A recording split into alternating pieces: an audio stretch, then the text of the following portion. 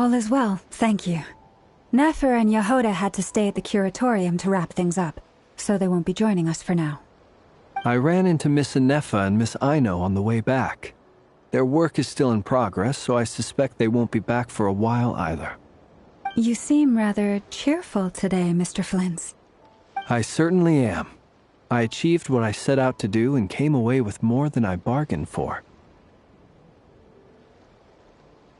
Fighting alone can get quite tedious, but I had the good fortune to run into a pair of brave young warriors.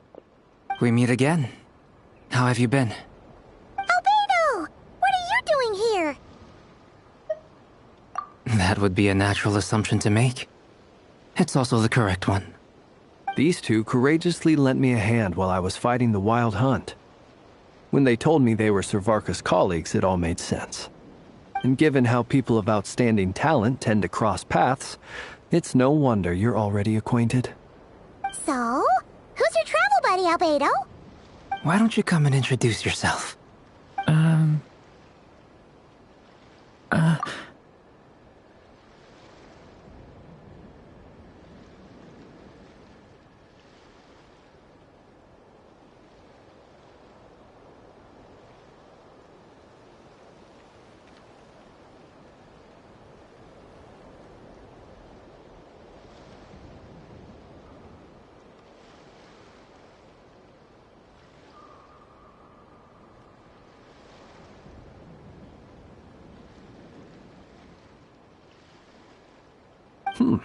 A gentleman of few words, I see, and a rather stern countenance. I presumed you were acquainted with him. Is that not the case? It's nice to meet you. Again. We've technically met before. Wait a sec! You're Minnie Durin! That's right. It's me. I'm glad to see you again. By the way, he says it's okay if you drop the mini. Yeah, I'm not as mini as I used to be. Interesting, isn't it? The first step towards blending into human society appears to be reflecting on whether one's name really reflects who they are. Wow! You look so different! In a good way, of course. It's great to see you looking so healthy. Thank you, Paimon. And although you're as mini as ever, I understand that diminutives don't always convey endearment. I'll be sure to simply call you Paimon, as a sign of my great respect for you. Wow! Now, Paimon could get used to this. From now on, you may refer to her as your esteemed guide, Paimon. Personally, I think our little Paimon is the perfect size. When people call her Little Paimon, it's just because she's so adorable that they can't help themselves. If that's not a sign of endearment, what is? You're absolutely right, Miss Lauma. My brother still has a long road ahead of him when it comes to understanding human relationships. Anyway, speaking of long journeys, didn't Columbina, leave with you? How come she isn't back yet? She's been catching up with old friends. Wouldn't be surprised if she stopped for a cup of tea, or 10, on the way back. Uh-oh. People are talking about me. Hope it's nothing negative.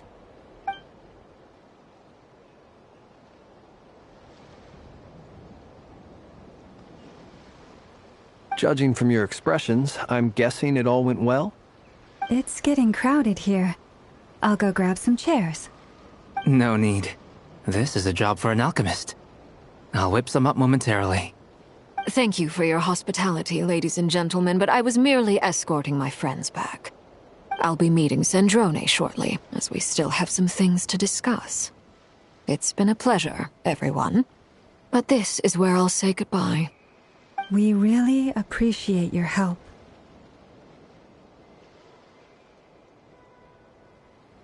Oh, come on. Spare the formalities. I'm just glad I could help out some true friends. I understand. Well, bye for now, Harlequino.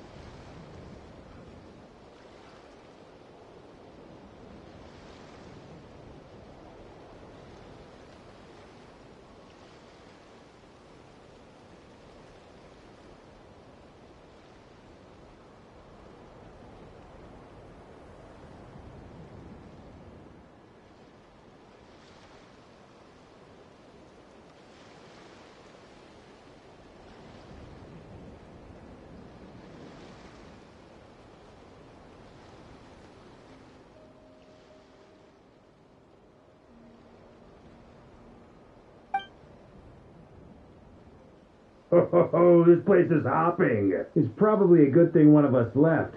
Otherwise, we might not fit all these people in. Are you saying we're about to run out of chairs? As a matter of fact, I am. Come on in and see for yourself.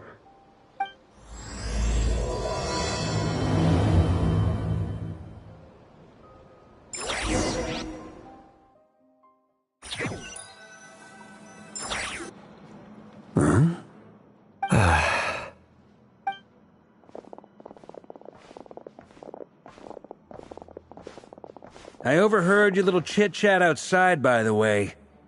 With Miss Columbina's colleague gone, we should be back to the original crew plus the other colleagues I brought in. Though, it looks like we have another new face. Someone else managed to rope in a colleague too? Frankly, you and Paimon are the only people I know here. This here is Dainsleif, colleague of Teyvat's greatest guide, Paimon, and greatest adventurer, the Traveler. Well, not exactly colleagues, more sort of friends. When someone else jumps in to do the announcing, you know you're speaking to someone important. Let's hear what he has to say. Note to self. Once Paimon knows your name, the rest of the world will soon follow. When he comes looking for us, it's usually something important. Paimon's guessing you've heard about the Wild Hunt, then. From the looks of it, you're about to hold a meeting. If I were to say that the Wild Hunt is our mutual enemy, would that earn me a seat at the table? As the saying goes, the enemy of my enemy is my friend. Mr. Dainsleif, there's a seat with your name on it. Though, I can't promise the same for everyone else. Hey, Albedo, think you can rustle up a couple more chairs? After all this time apart, Grandmaster Varka's first order is to rustle up a couple more chairs. I've missed this. Is he being sarcastic? Hey, he's your brother. Why are you asking us? I've still got a lot to learn about the nuances of human conversation. Trying to decipher Albedo's way of speaking has been like jumping in at the deep end. Oh, good point. Paimon gets you now. Don't sweat it. There are people who go their whole lives without getting the hang of it. You're ahead of the game already.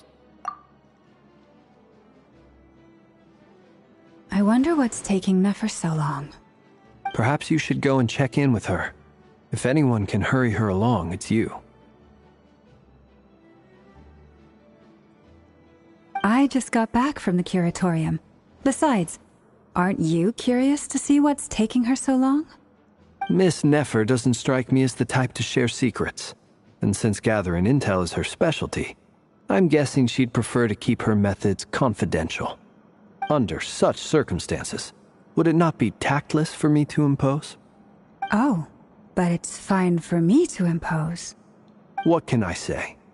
You have an unrivaled ability to garner people's affection, Miss Moonchanter.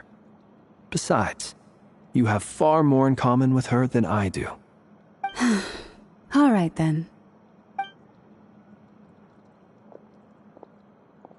Impressive. She barely fought back at all. I admire your powers of persuasion, my friend. As I'm sure Miss Lauma will realize soon enough, the trick in life is to always pitch in with other people's responsibilities so that you can be selective with your own. Another trick is to simply hide in the background. Spoken like a true sage. Anyway, looks like we've got some time to kill before the meeting. Let's take a little breather, folks. And feel free to chat amongst yourselves. We'll get down to business once the other two arrive.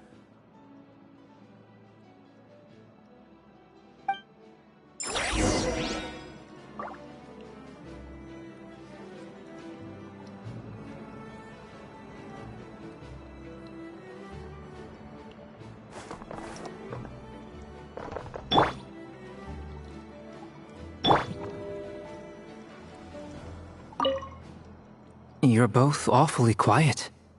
Why don't I start us off with an icebreaker? Much obliged. Have either of you ever had your portrait painted? If not, I'd be glad to help. That sounds like a lovely idea. You know how to paint, then? I dabble occasionally. He's an excellent painter. Tables, chairs, people, dragons, you name it. He'll paint it for you. I'm flattered. If I ever get the chance, I'd like to give it a try myself. I'll bear that in mind. Anyway, how about you, Durin? What sort of portrait would you prefer? Oh, I'd be fine with anything. Whatever style feels best to you. Very well. Then I'll play it by ear. You can replicate any style I want? I can try. If you show me a sample, I'll do my best to match it. Thank you. In that case, I'll dig up some reference material for you.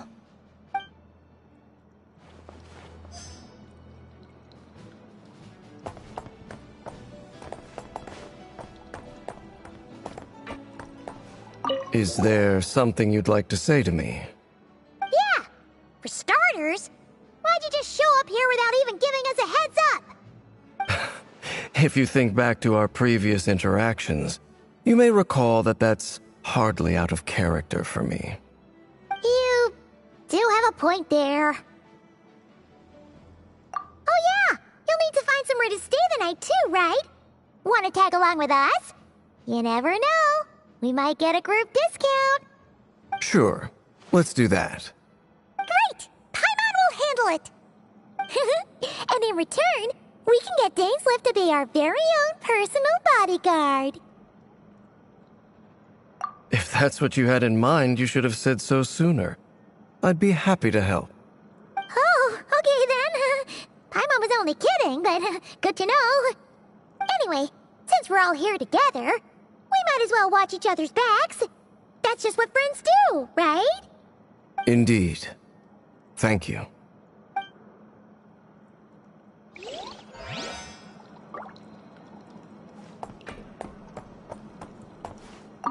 Truth be told, I can't remember the last time I was in a meeting with so many people.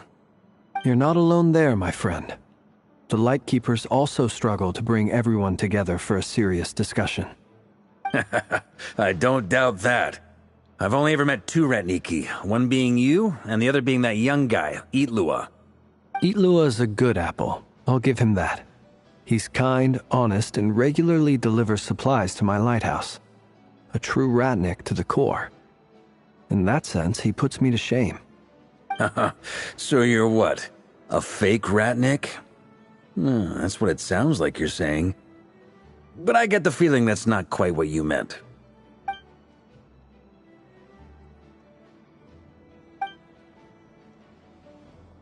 Come on, why the awkward silence?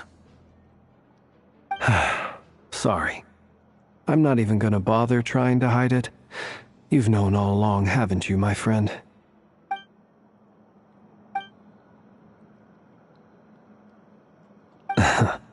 Now that was an awkward silence. Let's just keep this between ourselves. Probably best if Itlua doesn't know, huh? That goes without saying. Gotta be careful what you share with youngsters, after all. Anyone else in the know? Let me guess. The Traveler and Paimon? It's dangerous being too sharp for one's own good, you know. Then, in the name of the Animo Archon Barbados himself, I swear your secret's safe with me. When we went for drinks, you said that you and Barbados were practically best buds. In the light of that claim, do you really expect me to take your oath seriously? Of course. Just as long as you don't go spreading around the fact that I'm close with Barbados, all right? Fair enough, then. Nothing like a bit of mutual leverage to seal the bonds of friendship.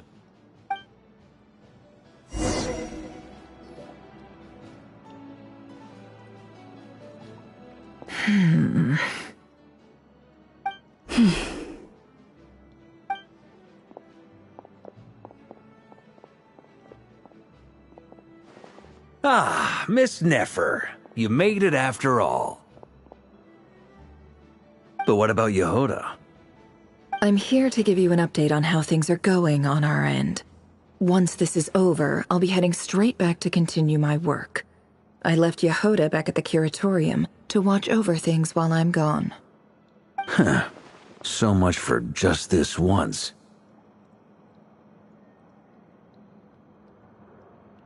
Shh! Not so loud! We're on a roll here. What if she remembers and suddenly decides to back out? Did you say something, Mr. Varka? Huh? I didn't say anything. Right, Flint's? Must have been a frog. They get so noisy around here at nighttime. It's like they're putting on a concert in the background. Anyway, before we begin, there's a few introductions to make. Let me start by saying that it's an honor to be speaking before so many distinguished colleagues and collaborators. First up, we have Miss Lauma. As Moon Chanter, she's the leader of the Frost Moon Scions, a local religious community in Nodcry.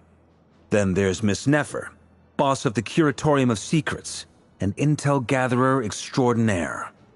Nefer is leading the investigation into Rerer's background, assisted by Yehoda and Lauma. From the little I've heard, they're making some great progress. Over here, we have Mr. Flint's, a ratnik and guardian of the abandoned lighthouse. In our last operation, he courageously distracted the Wild Hunt to buy time for the rest of us. For those of you who've never met, this is Mr. Albedo, a renowned alchemist and captain of the Knights of Favonius investigation team. By his side is a new face for us all, myself included, Mr. Durin, who has come to lend his aid. Next up, we have the Moon Maiden and former Fatui Harbinger, Miss Columbina. Then we have the Traveler, who's earned more titles than I could possibly hope to list out, so I'll spare you the rundown. And Paimon, the ultimate travel companion and quite possibly the best guide in all of Teyvat. Wow! That's a lot of people! Great turnout! Miss Nefer, it looks like you might have another job coming your way, so, congratulations on the booming business, I guess. You think I haven't got enough on my hands as it is? Who's looking for me now? That would be me, Miss Nefer. I have a commission for you. And you are? Who I am doesn't matter right now. What does matter is that I'd like you to gather more intelligence about the Recher of Solnari. Well, it's not as if we never take on anonymous commissions, but in your case, I'll have to decline. I'm gonna take a wild guess and say your job's probably more hassle than it's worth. Something about you seems like bad news. It's my eyes, isn't it? Conrian, I assume. And what's with the mask? Are you trying to hide your identity? In any case, the fact that you're even still alive raises an awful lot of questions for me. My name is Dainsleif. And yes, I am from Conria. As I'm sure you're aware, the Recher of Solnari's real name is Rerir. He was once an acquaintance of mine. Really? Then you must have been quite an influential figure yourself. You flatter me, but none of that matters anymore. My point was simply to clarify why I have asked Miss Nefer to investigate Rerir's background. So you're both from Conria, and it sounds like you used to be friends? What am I missing here? Surely you already know how he became one of the Five Sinners. I'll tell you everything I know. The history of Conria, the names and identities of the Five Sinners. I remember it all like it was yesterday. I have never spoken openly of this before, but the truth was exactly as people say. The Five Sinners were each driven by their own desires, and it was by playing upon these that the Abyss tempted them to their fall, tearing Conria apart in the process. The visionary, Vedafinir, who wished to foretell the future. The wise, Haroptatir, who sought limitless knowledge. Gold, Rhindaughter, who desired to create life. The foul, Surtologi, who pursued supreme strength. And last, but not least, Recher of Solnari, Rerir, Ravager of the Moon. Of the five, Rerir is the only one who remains a mystery to me. He never harbored grand ambitions. So what changed in the space of a single night? How did he come to fall like the others?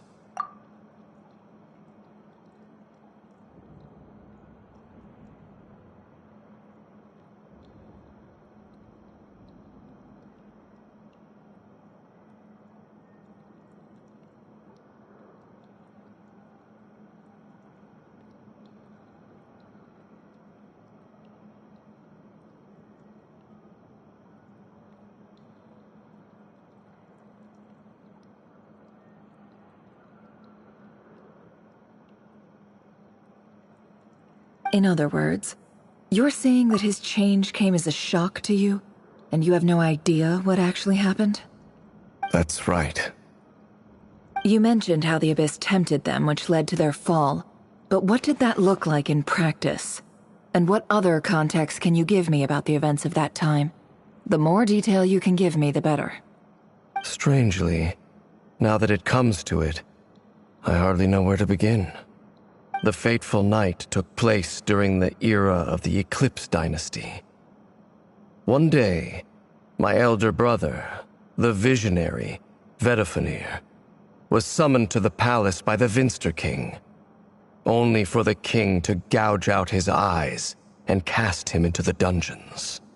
When I came to hear of this, my fury knew no bounds. I gathered together every ally I thought I had, and together, we set a night to storm the palace and free Ved. Centuries on, the memories of that night still haunt me like a never-ending nightmare. We broke through the palace gates, just like we had planned, each striking towards our separate targets. But then, I was betrayed. Even Vedifenir, the very person I had come to rescue, abandoned me and partook of the Abyss's power. So, it's personal after all. Then tell me, Mr. Dainsleif, what price are you willing to pay? You, of all people, must know that nothing comes for free. I cannot say what price would be worthy of such a commission. But know this. Rerir was not always a madman. Believe it or not, there was a time when he was just an ordinary man, working for the Conrian Intelligence Service. Uncovering the truth of Rerir's past is the only way to unravel this mystery. But before you decide if you will accept my commission, I will tell you more about him. Enough, I hope, to help you plan your next move. Sounds pretty good to me. Feels like we just flagged down a random passerby, only to discover he's actually a master strategist who has a score to settle with our enemy.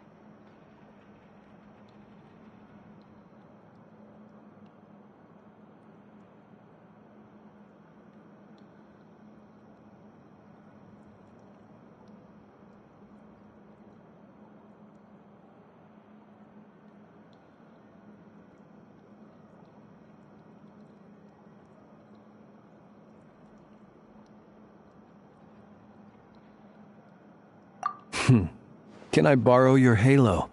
It could be useful in the lighthouse. Hey, enough with the wisecracks!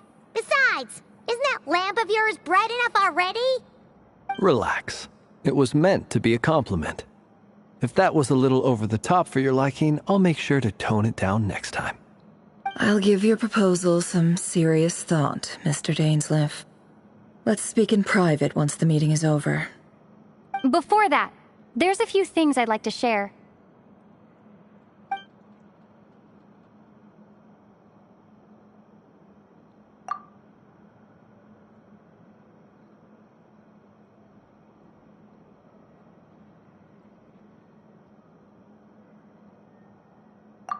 Now that we've united the hearts of the three moons, your power should be greatly enhanced. But it seems like that hasn't happened yet. I believe it will take a little longer. You've done so much for me, so I want to be completely honest with you all. Even though I'm doing a lot better now, the truth is, my recovery will likely be an ongoing process. From the moment I was born, my power has been slowly ebbing away. And that is because Teyvat has never accepted me. Even with the moons united as one, it seems my rejection cannot be undone. So far, I have yet to find a solution. It may turn out to be a problem that will plague me until the day I finally leave this place behind. Even so, I will do everything in my power to help you drive out the Ray here of Solnari. As Arlecchino put it, this is not about chasing the spoils of victory. It's just a gesture of heartfelt gratitude. Kutar.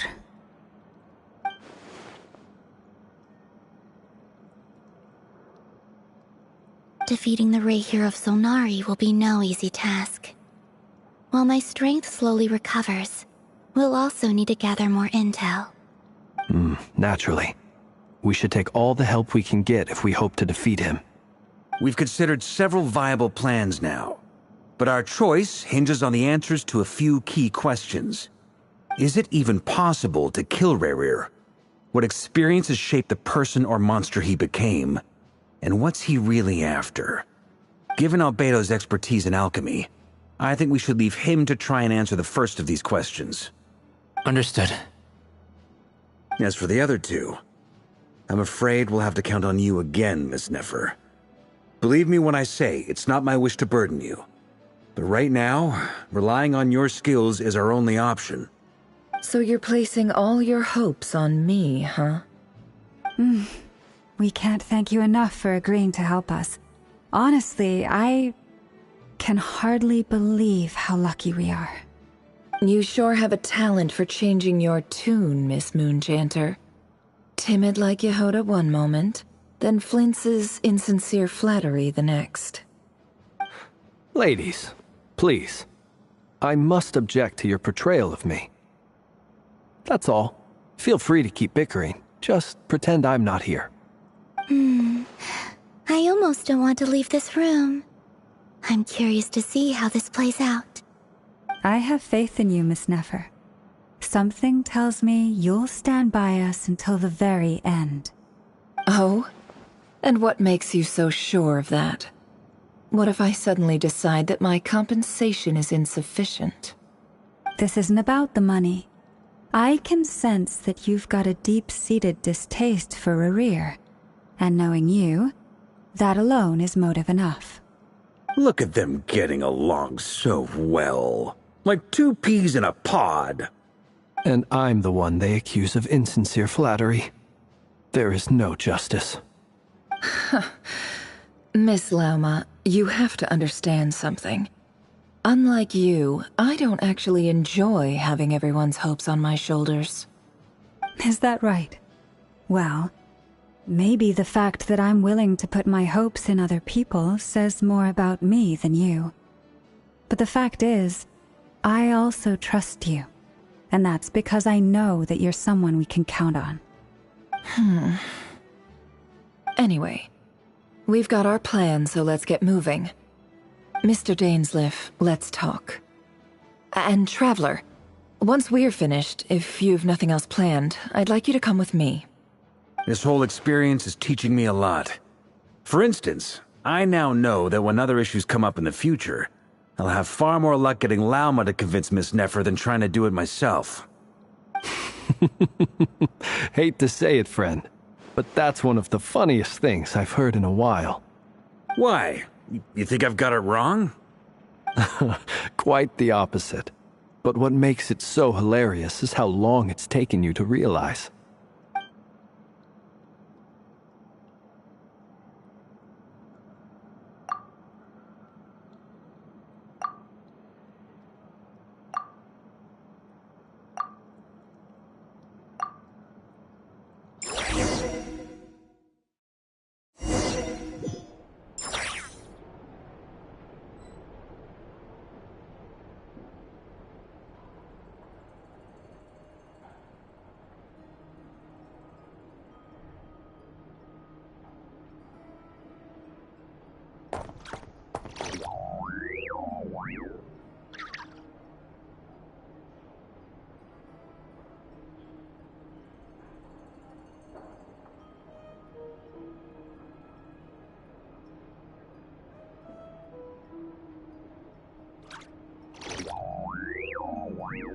In my role as champion duelist, my opinions do not matter. For when I draw my blade, I am but an instrument of Fontaine's law.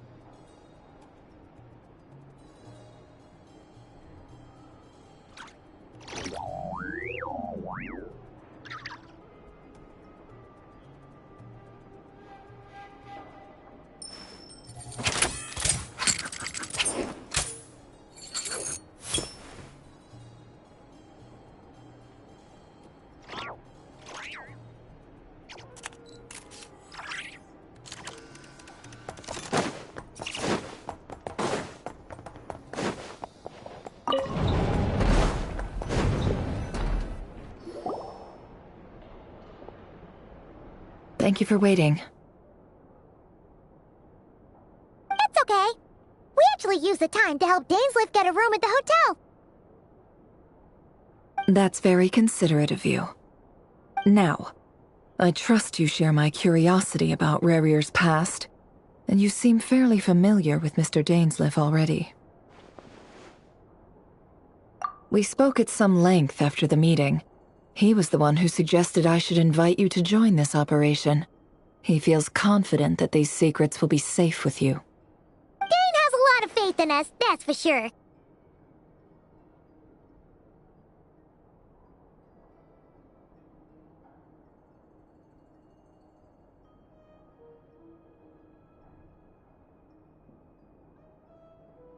Likewise. I appreciate that you got right on board without interrogating me about why I invited you. It shows that you trust me to explain everything in due course. That's because we know what you're capable of. We appreciate you too, Nefer. You might have been forced to help in the beginning, but this time, it was your choice. That's one way to put it. Another is this, that once a decision's been made, it's set in stone. After that, my only goal is to see it through. Alright, so here's how it is. I'm going to access Rarier's thoughts again using my confidential method. Now, I'm sure you've seen things like this before on your travels, so you're surely well aware of how dangerous it can be. The reason I've gathered you all here is to ensure my safety during the proceedings. I plan for us to enter the fragment of his consciousness together, and once inside, I will focus on searching for information. Think of this as a diving expedition into someone's brain. If I'm the diver, you are my safety equipment, tasked with keeping me alive while I'm under the surface. Once the ceremony begins, we will all be spying on privileged information. But in the interests of safety, you must remain absolutely silent at all times. We will discuss our observations after the ceremony has concluded. Lastly, any individuals of a weaker constitution are advised not to partake in the ceremony. In any case, Paimon has her own job to do. which requires staying in the room, but not joining the ceremony.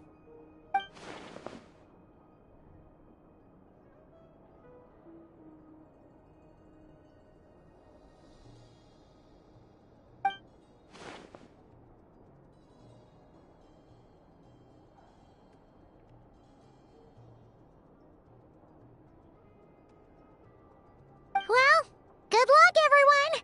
Sounds like all Paimon can do is cross her fingers and root for you guys. There's a little more to it than that. I was being serious when I said you have a job to do. While the rest of us are inside Rarir's mind, it's imperative that we have a team member on the outside. In the event that something goes wrong, you will be our first responder. I don't anticipate any issues, but the extra level of safety will be greatly appreciated. I second that. This is a dangerous operation here, and you're our whole rescue team. That's pretty much the most important job in the crew. So, Paimon's like the lifeguard? Yeah, that makes sense. Alright, got it. Good. Please, take a seat. We'll get started momentarily.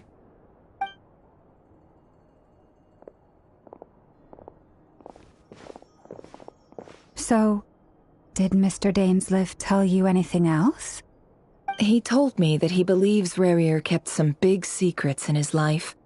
He's not sure that they were the cause of his eventual downfall, but he's asked me to uncover what those secrets were all the same. But surely you're not planning to go through with this, no matter the cost. If you think that, you'd be overestimating me.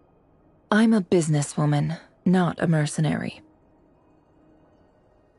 But I do have my own professional reasons for taking this job.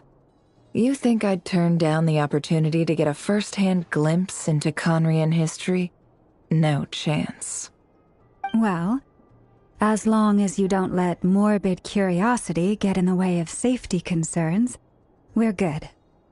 We'll do whatever we can to help you. You're such a killjoy.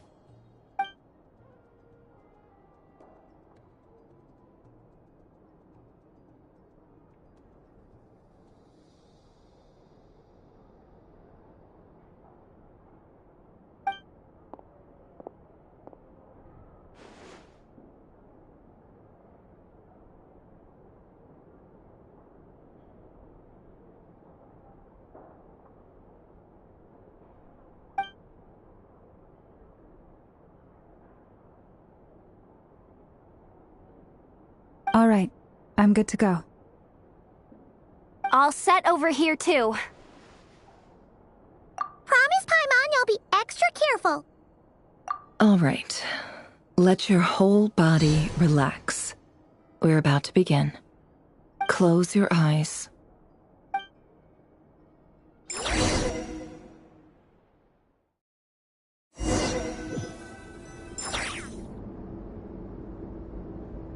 Phew. Could this be his office? Pretty standard setup. Bookshelves, paperwork, files. According to Dainsleif, Rarir used to be an intelligence operative. Chances are there's plenty of top-secret intel stashed away in this room. Is this where you keep your secrets, Rarir? Can't say I'm not looking forward to this.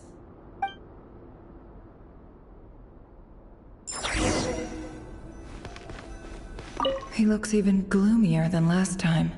I wonder what's changed.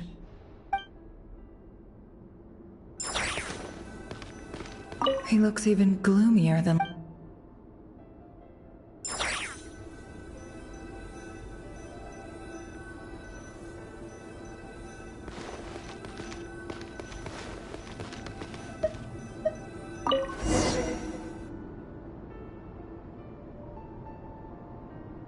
Today's files are in.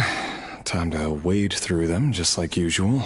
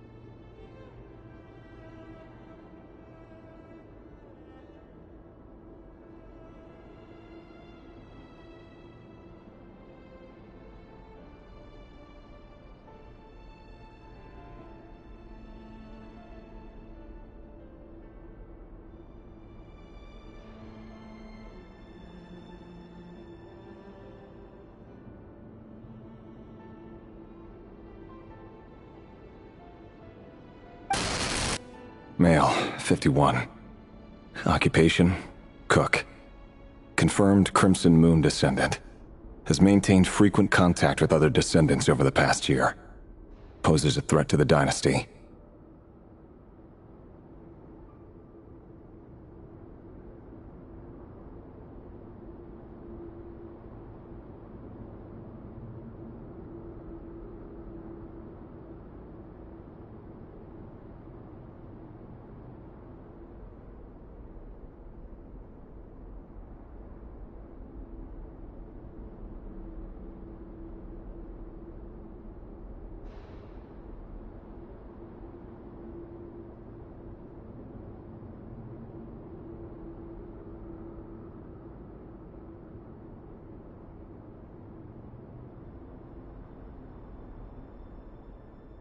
Neutralized.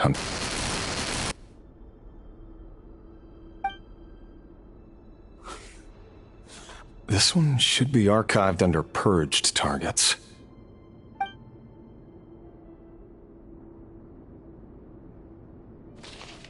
Female, 23. Occupation, office clerk. Confirmed Crimson Moon descendant. Has maintained frequent contact with other descendants over the past year. Poses a threat to the dynasty. Neutralized.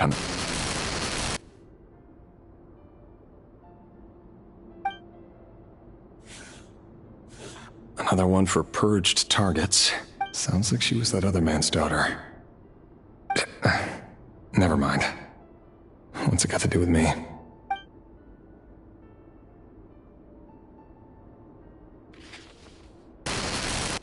Male, 40. Occupation, teacher.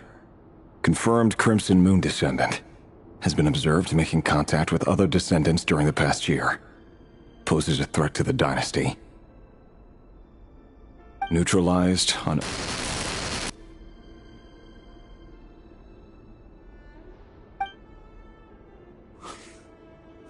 Just another nobody for the archive.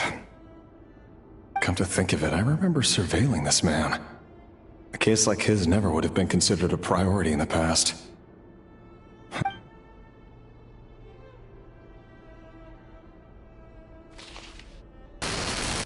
Female, 16. Occupation, none. Orphan and confirmed Crimson Moon descendant. Has been observed making contact with other descendants during the past year. Poses a threat to the dynasty.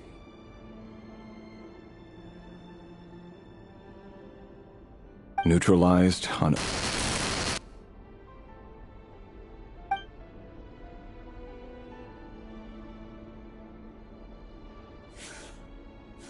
Filed.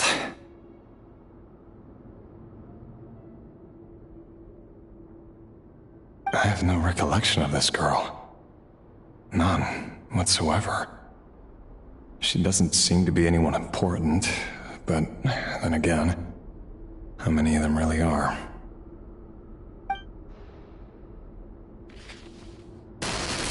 Female, 13. Occupation, none. Orphan and confirmed Crimson Moon descendant. Has been observed making contact with other descendants during the past year. Poses a threat to the dynasty. Neutralized and...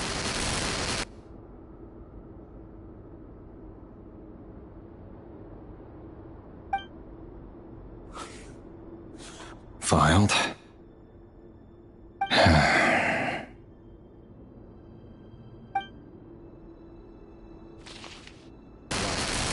Male, 11. Occupation, none. Orphan and confirmed Crimson Moon descendant. Has not been observed making any contact with other descendants during the past year. Poses a threat to the dynasty.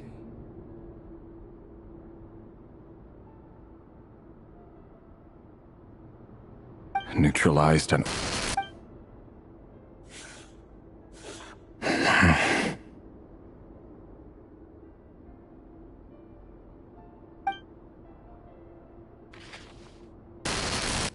Male. 6. Occupation, none. Orphan and confirmed Crimson Moon descendant. Poses a threat to the dynasty.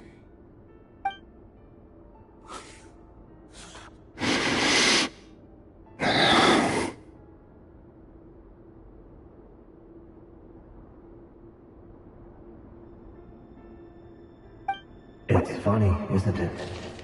Your job is becoming both harder and easier at the same time, depending on how you look at it. Sooner or later, the Crimson Moon descendants will be completely wiped out. But as their numbers dwindle, they become harder and harder to track down. That's not how it is. Fortunately, however, most of the able-bodied adults have already been taken care of. The remaining weaklings will be increasingly easy to deal with. No! No. My job is to ensure the survival of the Eclipse Dynasty. And the only way to do that is by eliminating any and all potential threats. It's a perfectly legitimate line of work. Every single one of my colleagues can attest to my fairness. And if my friends were aware of the facts, I know they'd back me up too. Assuming, of course, that they were aware of all the facts.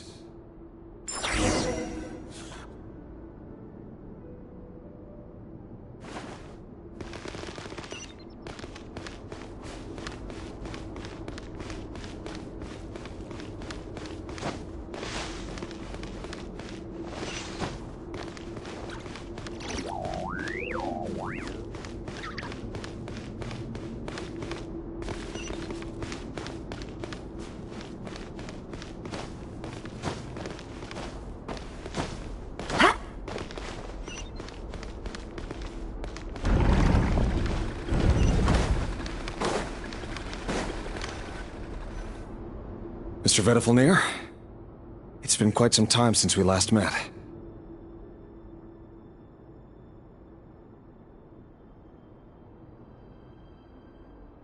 Rerir, I trust you're here because you have something important to discuss. Forgive me. I wasn't tuning out, it's just, I noticed you didn't even phrase that as a question. As if you knew I was coming. Tell me, does someone in your position ever feel the need to ask questions at all? It is indeed within my power to foresee certain things. Things like your arrival. I was just thinking. It won't be long before I'll be inviting both you and Dane to my wedding. That isn't a lie, but nor is it a fact as such.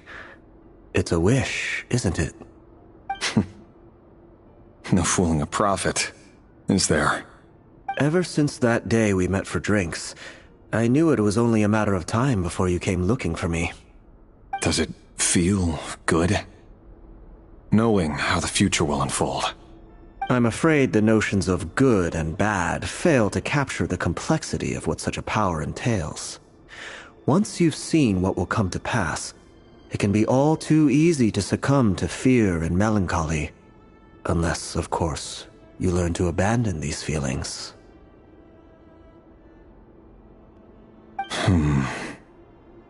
You fear my silence, and long to hear the words I left unspoken that day.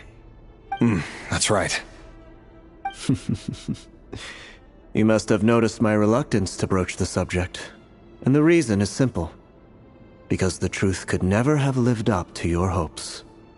For both our sakes, such words are better left unsaid. The burden of prophecy was never meant for your shoulders. So who exactly do you deem worthy to hear your prophecies? None but our exalted king? Or rather, our king as he once was. You're closer to his majesty than I am. You must know better than anyone how much he's changed. You say that as though it is to my benefit. Yet precisely because of that, I dare not speak rashly. A king can turn out to be the most virtuous of rulers, or a tyrant more terrible than the most vicious of dragons. You are so wise and far-sighted, yet still you would have me live in fear of the unknown? You make a fair point. Especially given my silence alone was all it took to send you spiraling downwards. Very well then. Let me offer you some advice. And I say this not as a prophet or a visionary, but simply as the brother of your friend. For many reasons, there is very little chance of your marriage ending in happiness. If happiness is what you seek, you should find another fiancé.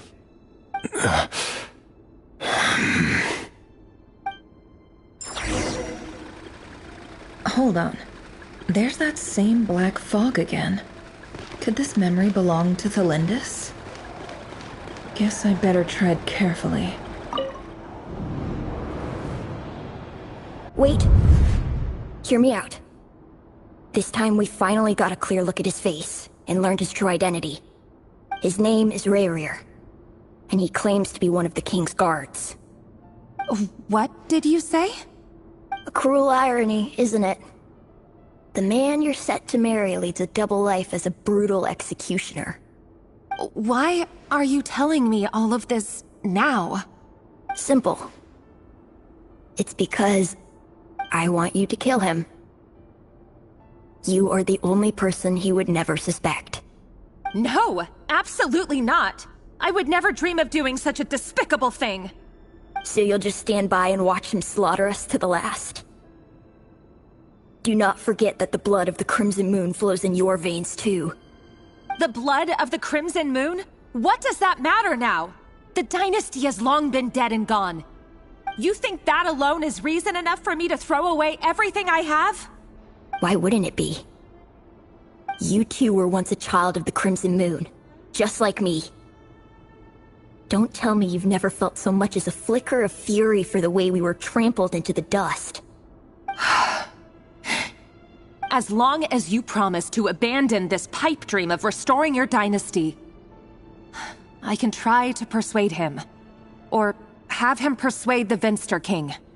Persuade the Vinster King? Do you even know why he's so obsessed with hunting us down? Why he keeps trying to force us to hand over our secrets over and over again? Or why we refuse to give up on restoring the dynasty? The Vinster King. A blind fool. His eyes clouded by powers from beyond this world. A petty little man with a miser's heart. And he dares to sit upon the throne? Mark my words. Sooner or later, Conria will fall. And it will be his doing. If you can't bring yourself to do it, so be it. Just you watch. It won't be long before calamity descends upon us all. The Rayrir of Solnari. That really is quite a secret you've been keeping from me, Rayrir. But who am I to talk? Am I really any better? I've kept my own past a secret this whole time too. Love should be built on honesty. But ours was born from lies. And yet, is it really so wrong to hide things that would only make life harder? If we don't cover up the parts that no one else should see, how can we go on pretending to be normal? Vedifulnir must have known all this. And that's why he made his prophecy. In the end, nothing stays hidden forever. But I won't just sit by and watch this disaster unfold. I'll do everything in my power to protect what I cannot afford to lose, no matter who I have to face.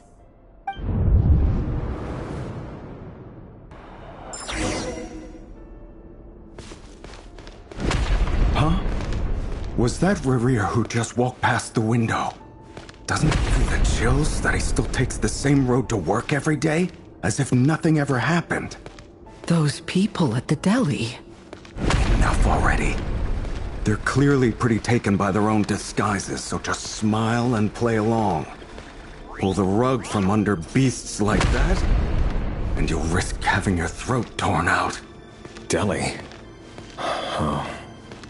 They're talking about those people from the opposition. Right. I'd almost forgotten they used to run a deli. People of no consequence always vanish so easily. And no one even remembers them.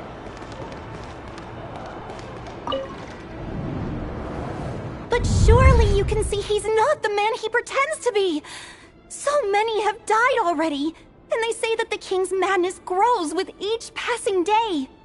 We're not going to survive this, are we? But why does it have to be this way? Do we really deserve to die just because of the blood that runs through our veins? Felindis, are you even listening? Sorry, Freether. My mind was off wandering. I heard you, though. You're talking about what Rerir said. He's just following the king's orders. He's a secret agent, and it's his job to hunt down rebels and dissidents. By the time you first met him, he'd already taken lives. Maybe he was using you from the very beginning. No. Rerir has no idea I have anything to do with the Crimson Moon. My family are only distant relatives of the main lineage, and besides, my eyes are perfectly ordinary. Truth be told, apart from my teacher, pretty much no one knows I have any connection to any of it. It's been a long time since my family severed ties. But as Orlog said, who could possibly talk sense into that raving lunatic of a king? No one. I'll work something out. Trust me, I'm with you all. But for now, you need to keep yourselves hidden. Don't let anyone find you, anyone at all. Don't forget that Rerir is an Eclipse operative. You need to be extra careful when he's around. And when I am too. For now, don't come looking for me. And if anything happens to me, just act like we've never met. If even you can't escape this, what hope do the rest of us have? But after all this time together, surely he wouldn't lay a hand on you. I won't speak in his defense, nor can I give you a clear answer to that question. But I'll do everything I can to put an end to this. Here, hold on to this. If an opportunity to escape presents itself, take it. You'll be glad you took some spare change. You call that change? But what about you? I've got a job, and there's still money coming in. But you can't go anywhere right now. Please think about yourself for once.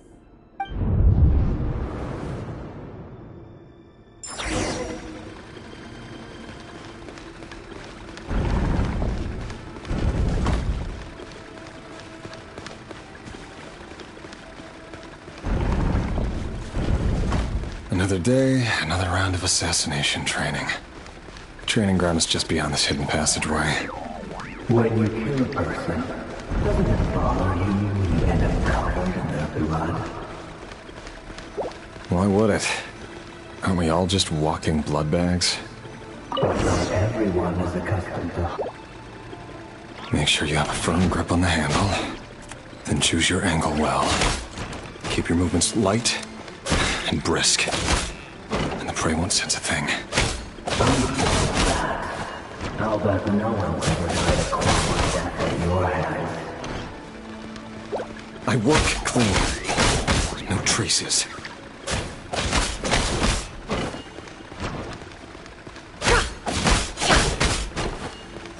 That doesn't make it open and above board. The thing just happens to be right now. What if someday he doesn't? That won't happen. You fell under the spell of that power. In the beginning, you only had you take out a handful of the guilty. The ones I've dealt with have always been guilty. And I've carried out my work flawlessly.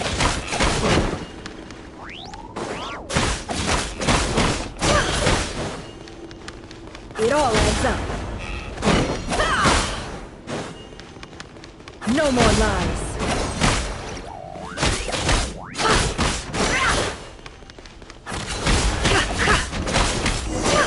You know why Felindis didn't accept your proposal, don't you? Was it because she didn't trust you?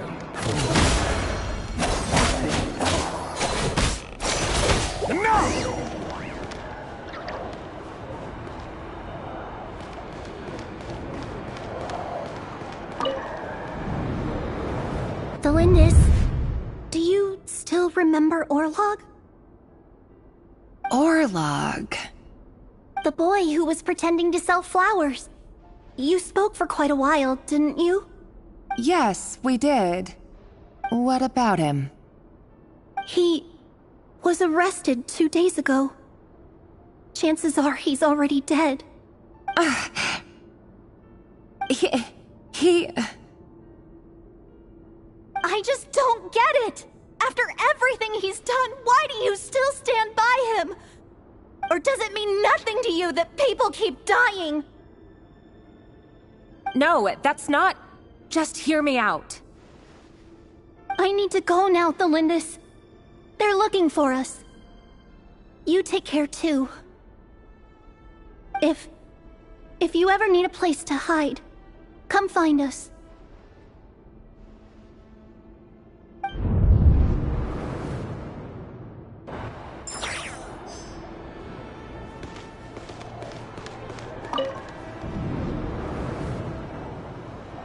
Author Thelindis.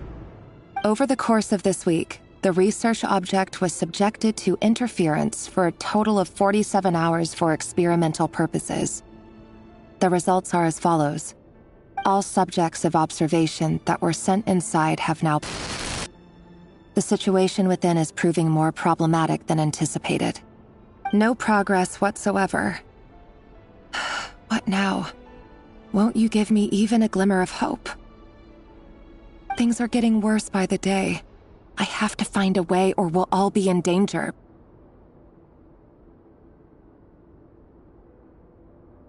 But I... If all this research comes to nothing, what then?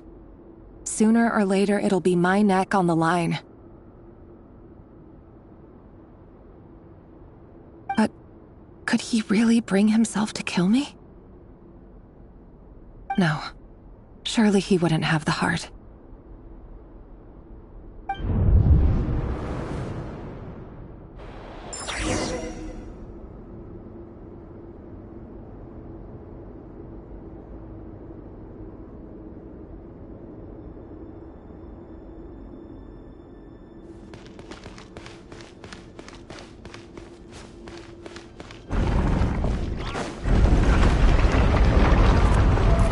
Why won't you just let us go? We don't even know each other. All we want is to live ordinary, peaceful lives. You want... to live?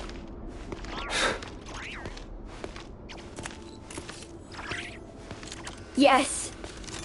I just want to go on living. Is that really such an unforgivable crime?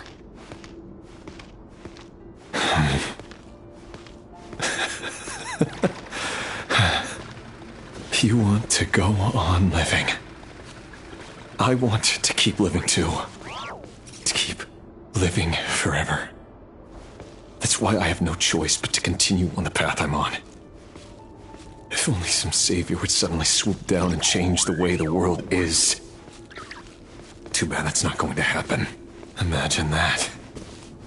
If there really were such a person, you and I wouldn't be standing here like this, would we?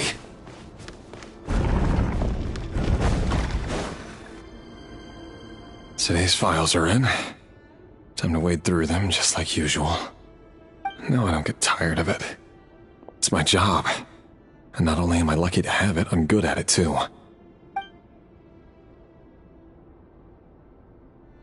Huh. Wait. That's... Thelindis? No. No! No! Why? But you bear no mark of the Crimson Moon. How could you possibly have anything to do with them? It cannot be! A diluted bloodline. Carefully concealed. I see it now. You've been living in the shadows just like me. What a fool I've been. Numbing myself with talk of justice. Even imagining my friends would back me up. But in the end, Rinsul. Finster King! How far are you going to take this? From the direct bloodline to secondary offshoots? And then what? Today it's the descendants of the Crimson Moon. Who will it be tomorrow? Will you not rest until everyone down here is dead? No. This cannot go on. This is where it ends.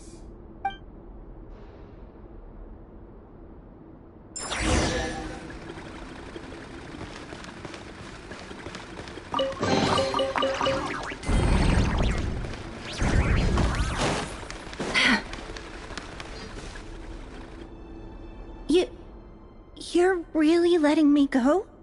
I am. As long as you can guarantee that no one will find you. Don't worry, I'll be extra careful. No one will know I was here. But... what about you?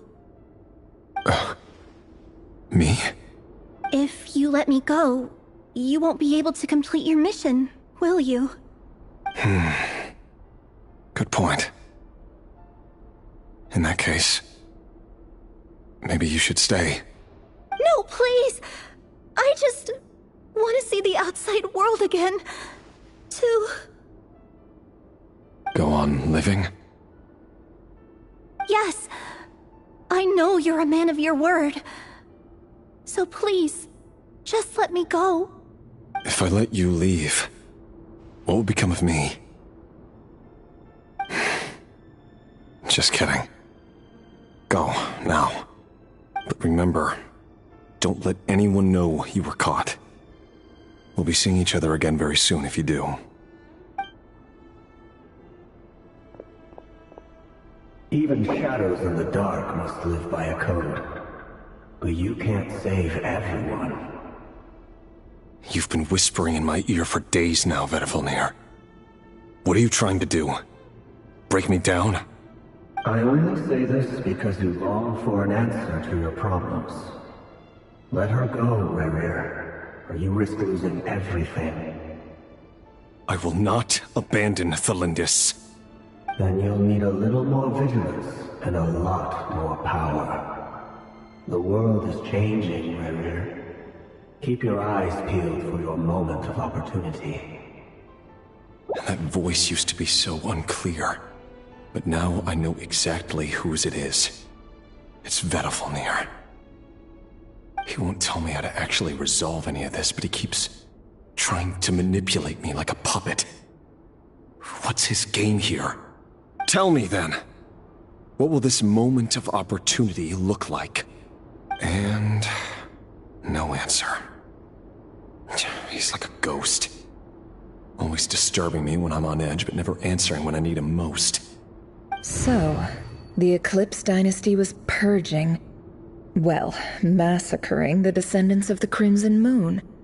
And it seems like it was all connected to the Finster King's research. The King's obsession with abyssal power left the future of Conria hanging in the balance. No wonder every aspect of Rerir's life was so unstable. And it looks like this Thelindis, Rerir's would-be fiancée, herself belonged to a sub-branch of the Crimson Moon Dynasty's descendants. It almost defies belief that a couple like them could hide the truth from each other for so long. If the Finster King hadn't intervened in such a drastic way, they might have gone on deceiving each other for the rest of their lives. And why does Vedifilnir, Dainslif's older brother, keep talking in Rerir's head?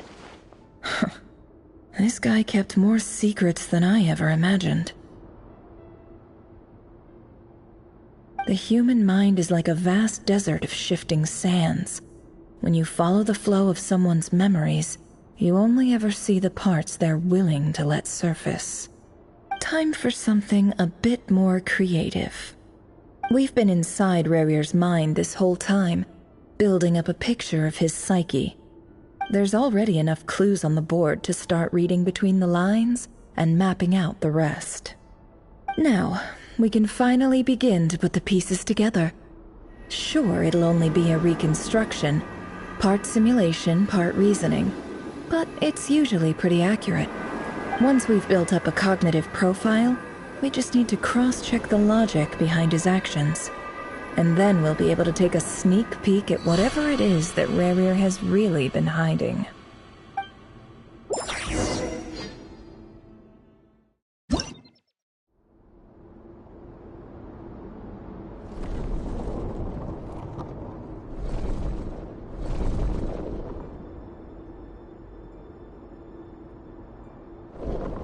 Rerir, are you there?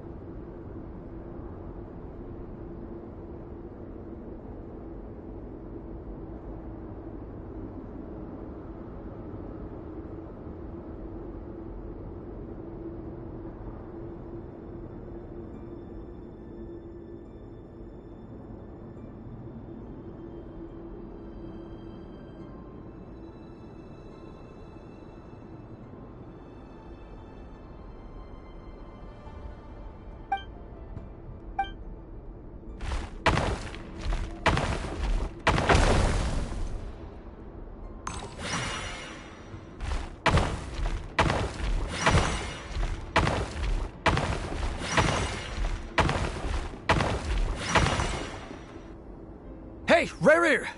Come out, it's urgent! Dane? What's wrong? Quick, come with me. I'll explain everything once we've met up with the others. Okay. I'll come.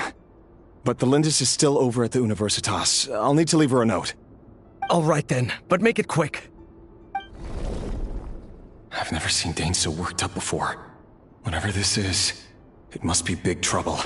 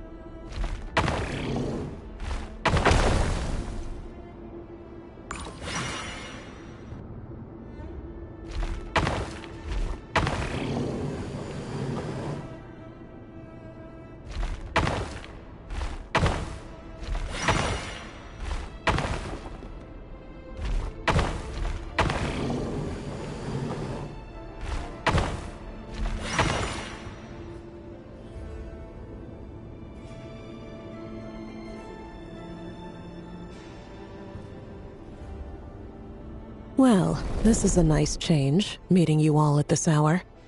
When men and women of ambition can speak face to face in broad daylight, I say that's a big step forward for our dear Conria. Don't be ridiculous. We do not fear the day. Why would we seek refuge in the night? You might ask your blade that same question. I'm told it prefers the cover of darkness. The word on the street is that Sir Delogi only strikes when he has an unfair advantage. But that is patently false. I see you're missing an arm and a leg. Surely only a fair fight could explain that. If this is your way of offering me replacement limbs, believe me, I'll take them. Oh, we can certainly discuss that.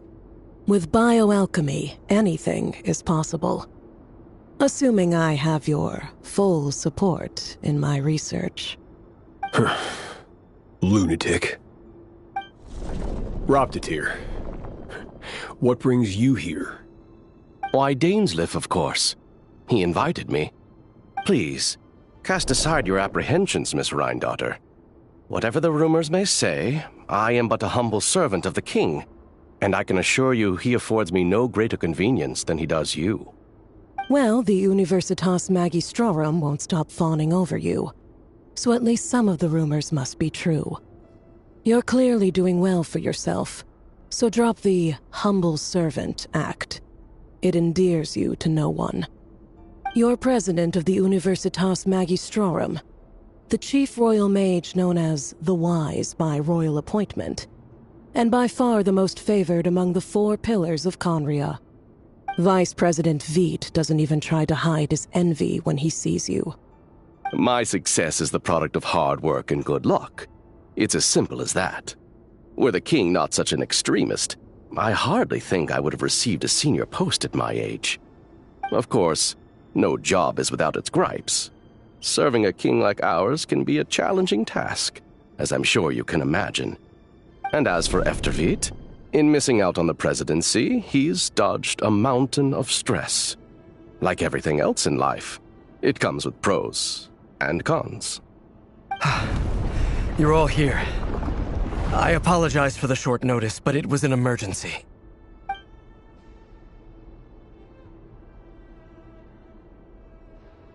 You must be Rarir. Mr. Sir Delogi. Yes, I handled your case file during your sentencing.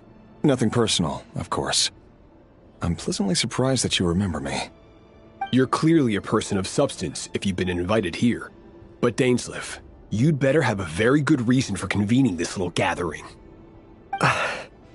It's my brother, Vedofenir. After he spoke at the court this morning, the king was so infuriated by his words that he had him blinded in both eyes and thrown in prison. Vedofenir in prison? Strange. I thought the king trusted him and Horoptatir more than anyone else in the world. Does this mean the king's circle of trust just got even smaller? It has nothing to do with trust. It's about what the king wants, which is as clear as day to anyone paying attention. I simply appease him, because it's in the best interests of the Universitas Magistrorum. And also because you're slimy. Vedofenir, perhaps less so. But still, a visionless visionary? It rather inclines me to think that qualifications are not what get you ahead in Conria. Do you honestly think this is an important discussion to be having right now? Dane, what are you planning to do? Rescue Vedofenir, I assume. Correct. It will mean storming the palace by force. Tonight. I need all of you on my side. That's far too dangerous.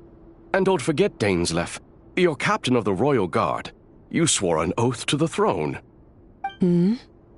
You've been planning this for a while, haven't you? I have no desire to commit treason. But whatever critique the king may have of Vedofenir, disfiguring your most loyal subject for putting the best interests of his court and nation first, this is not the conduct of a wise ruler. My blade will force the king to see the error of his ways. So, Vedofenir's prophecy enraged the king. I'm sure it wasn't what he wanted to hear, but if he won't take counsel even from the visionary, that is deeply troubling news. The extent of His Majesty's madness is now all too clear. The question is, how does a man like me get out of this situation unscathed? You have noble ambitions, Dane, but I'm afraid they don't do much for a guy like me. I'm not interested in saving the world. All I want is a letter of pardon. A letter of pardon? For whom? Thelindis? The chances of the Vinster King issuing a pardon for anyone connected to the Crimson Moon seem vanishingly slim.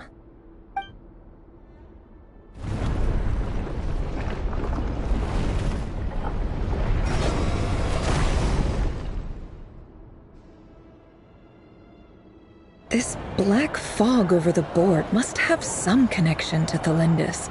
But why is it taking this form?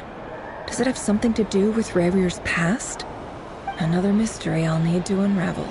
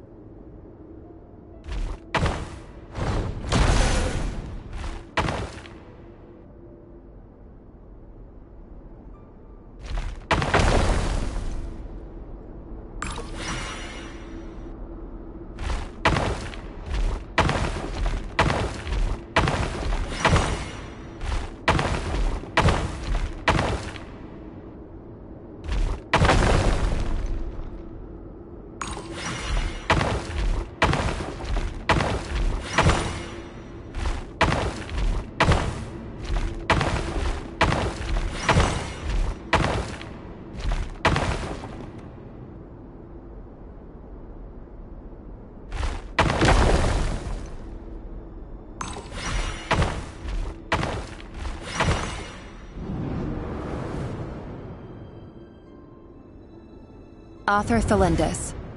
Over the course of this week, the research object was subjected to interference for a total of 60 hours for experimental purposes. The results are as follows. Research dating back to the Crimson Moon Dynasty has established 2 points regarding moon marrow.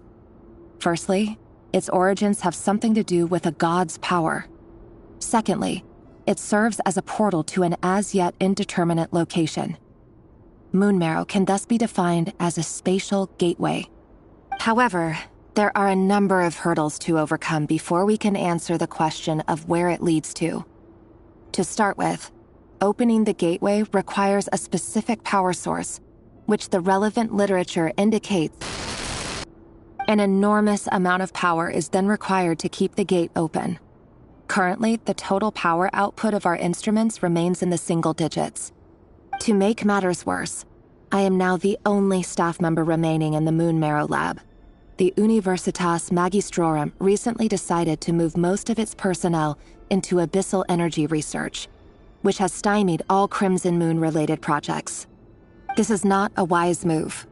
I have always maintained that placing all our hopes in a single source of power is risky, especially one as poorly understood as this. As well as making ourselves overly reliant on a single resource, we are neglecting other promising technologies. I apologize if this comes across as disrespectful. But as a Moon Marrow researcher, I desperately want to see the world beyond the gateway. If we really made it there one day, what would we find? And how would we go about taming the unknown? My imagination is endlessly fueled by questions such as these.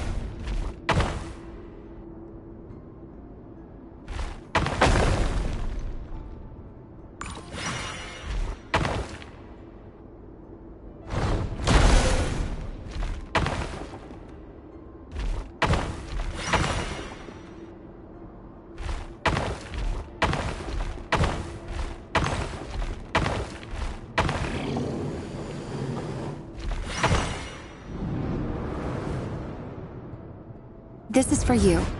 I heard you're gonna leave the city with your parents. Thelindis, did you hear about what happened? I've heard nothing. Rerir got back very late last Friday, and he was acting a little unusual, but he slept pretty well, so I'm guessing whatever he did was a good deed. You never saw him, and I don't know what he did. And this conversation never happened. You understand? What if he finds out that you pried into his secrets? Don't be silly. I don't know what secrets he does or doesn't have. All I know is he's just a normal guy who happens to run some errands for the king. Are you scared of him? I don't know. The Rerir I know doesn't match the person you all describe. Logically, I should be scared of him. And yet, I don't want to lose him. But enough about that. You should get going, and be careful with the package I gave you. Keep it secret. Keep it safe. What's in it? A piece of the moon. All you need to know is that as long as you keep it safe, then in the future, everyone will be able to see a red moon. A red moon? You mean our moon? That's right. Our moon. Promise me you'll look after it. I promise, Thelindis. The Crimson Moon bloodline will never die out. Its light, the color of blood, will become like a fire that flows in our veins, no matter how long it takes.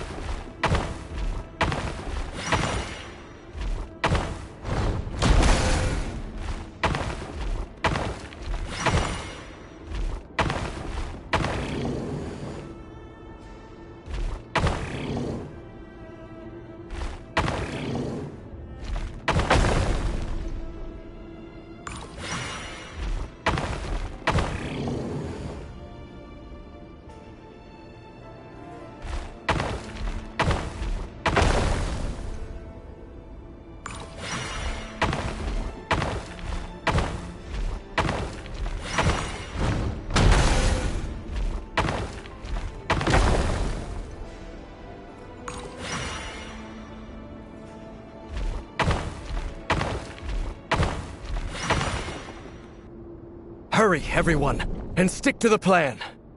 Sir Dainsleif, what are you? Is this treason? You know what happens to those who betray the throne. Please, don't do this! It is the king himself who has betrayed the throne. He has betrayed all of Conria. If you have any love left for justice in your heart, you should join me. It's showtime. Dane and his group will handle the troops in the palace. Then Hraptatir and Rheindotter will disarm the security measures. My job is to enter the prison and rescue Vedifalnir. Stay safe. Wish me luck. Look after my brother. Draw your blade. It is time for justice to prevail.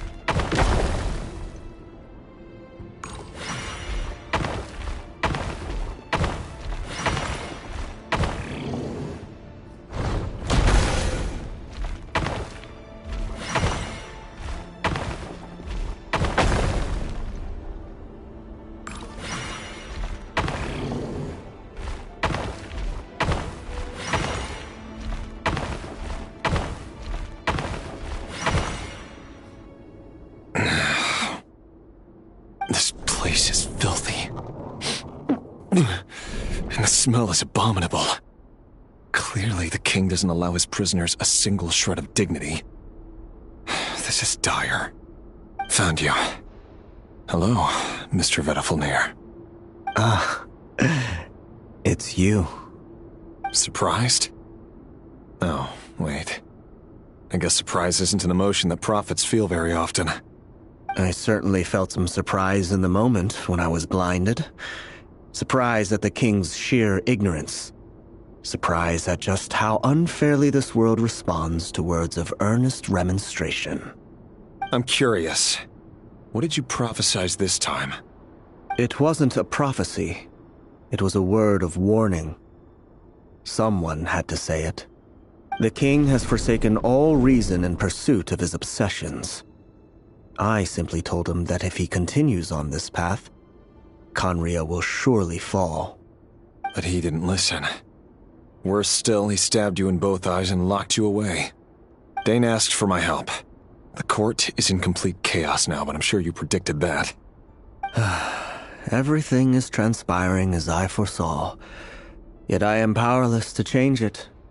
Fate is an immutable force. I can but lament as the inevitable unfolds. I do wonder whether giving a man the power to see the future does nothing more for him than slowly crush his spirit. Forgive my curtness, Vedafilnir, but the king did not suddenly turn on you today. His suspicions have been brewing for a long time. You can't have wisdom beyond the reach of your fellow man without attracting his fear and suspicion. There are things the king does not want to see. So, he doesn't want you having visions of them either. He blinded you because he thought this would make the visions stop. He wasn't entirely wrong. I did indeed lose my power to see the future. Right up until... Until what? Just now. I believe I saw something new. Well, tonight could go a lot of different ways. 5 of us banded together to storm the palace, also we could rescue you. This will go down as the most tumultuous day in Khaenri'ah history. I sense hatred in you, but also hope. A desperate hope that with the tyrant deposed, that will be the end of the story. But this is not the end. It is the beginning of a new chapter, in a whole new story. There are many men of honor and courage in this world, Rerir. But you are not one of them. You're not here for justice, are you? You're here for yourself. Is that a dagger? Interesting. Why not the polearm? It was always your weapon of choice. With your abilities, I don't doubt that you were able to recover some of your sight. But I also doubt that you want to make an enemy of me right now. Of course not. We're on the same side, aren't we? We could be. But I need you to be honest with me, Vedafilnir. At this point, you're my only hope for the future. You mean your future? With your beloved, Felindis? Yes. And I know there are bigger things at stake here. A dynasty, a nation, maybe the entire world. But forgive me, I care first and foremost about myself. I can't abandon the one I love to save myself. I just can't do it. But you see a broader picture of the future than I. You see the solutions to the biggest problems of our age. So tell me, what is my solution? What's the answer? In matters of fate, answers are either right or wrong. What will be and what will not. Maybe you are willing to pay a certain price in the pursuit of happiness, but unfortunately, fate does not negotiate. That is the cruelest thing about fate. It is unmoved by your sacrifices. That can't be true. I know it's your voice that I keep hearing in my head, urging me to see how the world is changing, to seek more power, so I can protect the things I love. You show me disaster, but you won't show me how to avoid it? Why? Why are you doing all this? My voice. In your head.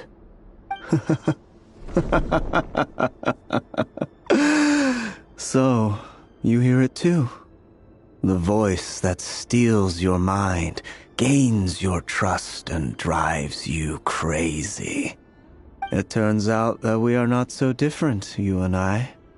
Vedifilnir just broke into the strangest smile I've ever seen in my life, as if he'd discovered some monumental secret. But then he suddenly switched to looking extremely weary. Very well then. My advice to you is as follows. You must persevere. Whatever trials and tribulations you may face, be steadfast in the belief that they are your path to the future. For as long as you live, your story with Thelindis shall not come to an end. That is the only chance you have of fighting back against fate. It is up to you whether you believe my words. Regardless, that is all I will say on the matter. I have no right to intervene any further. I will hold you to your word. Thank you for setting me free. In return, I will tell you one more thing that you cannot afford to ignore. Just then, a strange wave of energy rippled through the city. We had no idea what it could mean. If I were you, I would head to the Universitas Magistrorum. The Universitas? Oh no! I'm sure we'll be seeing each other again very soon, Rerir. Whatever Vedifilnir said, I didn't catch it. I didn't even help him out of the prison. There was no time to lose.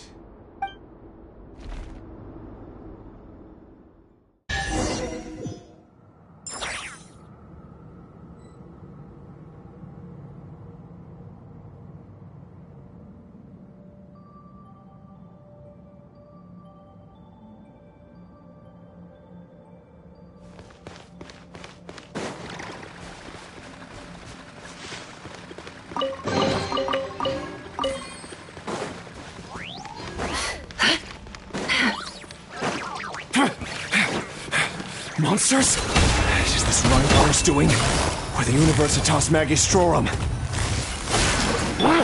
Out of my way! Stream work! Noted.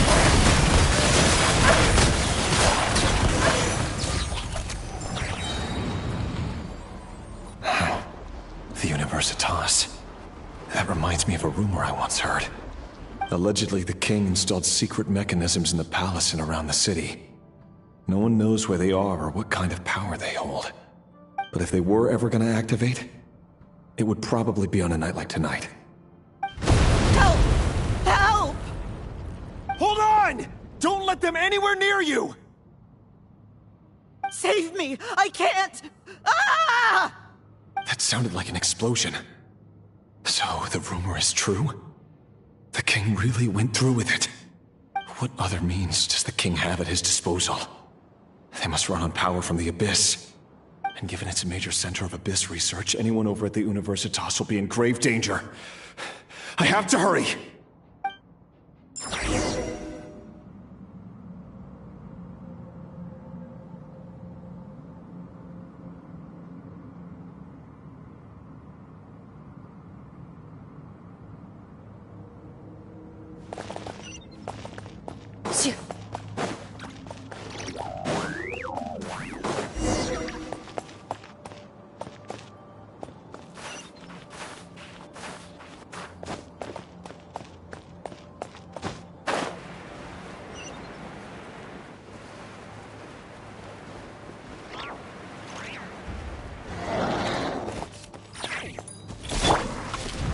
One with nature, as one with wind and cloud.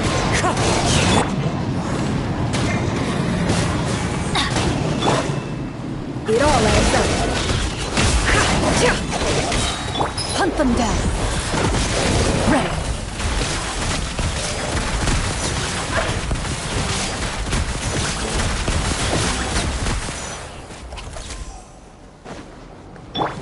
The deception ends here. I saw this coming.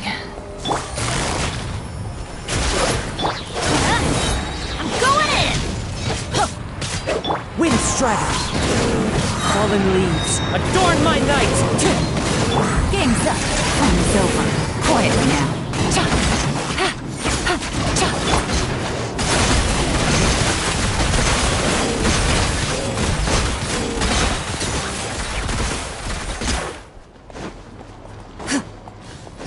Where evil lurks, shoot on sight! Gotcha. Let's light it up! Everybody stand back! Can't hide the truth. Couldn't break the curse. The birds call! The wind knows it. Busted. No more lies. The mystery unravels. Looted.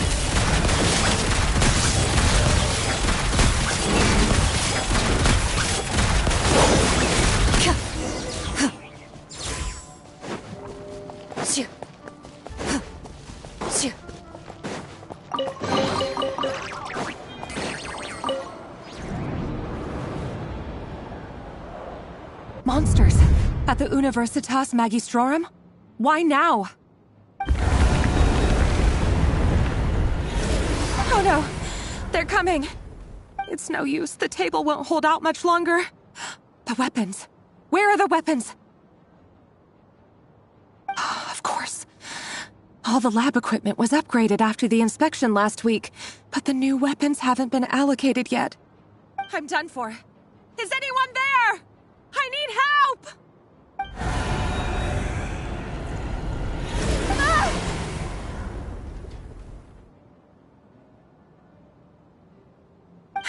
Stay back!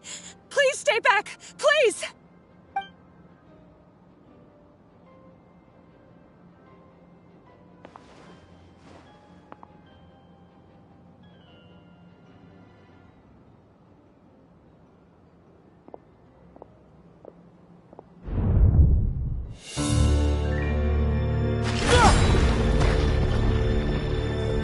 What's that? Reverie! So the rumors about your work are true. What? No! Listen, something happened at the palace tonight. We have to leave! You don't need to lie to me anymore. What do you mean? I know why you're worried, and I will respect the decision you've made.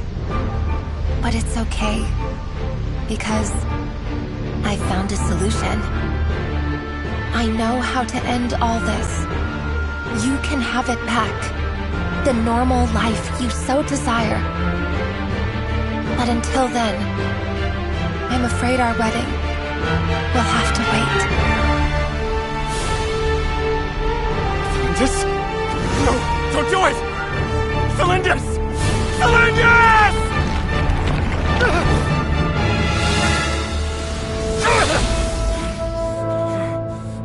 I told you, Reverie. Let her go. You will find someone better. No! No, I won't do it! I have to save her! By what means exactly? A lowly pawn. You lack the power and the strength of will. Do you know a way? Tell me! Come to the palace. Join us.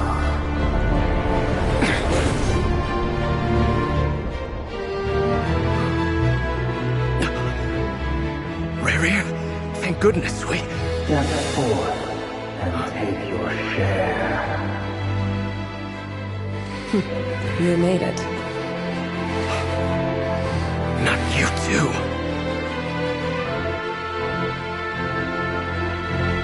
Hatred or grief, despair, desire. We all have our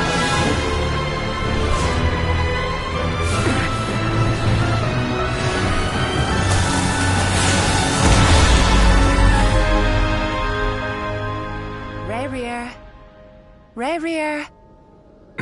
Cylindus? Were you daydreaming?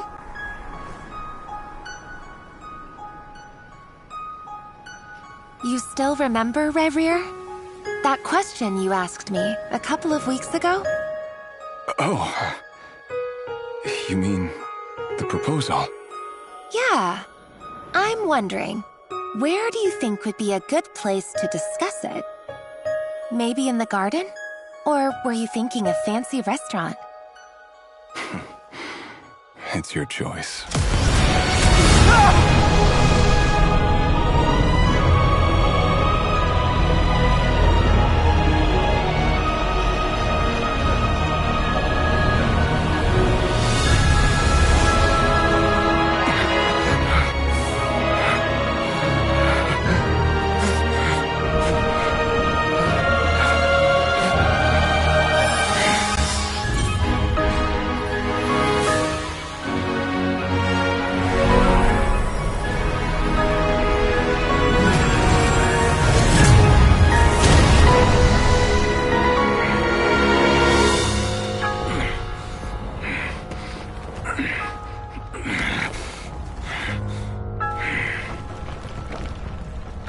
Find you.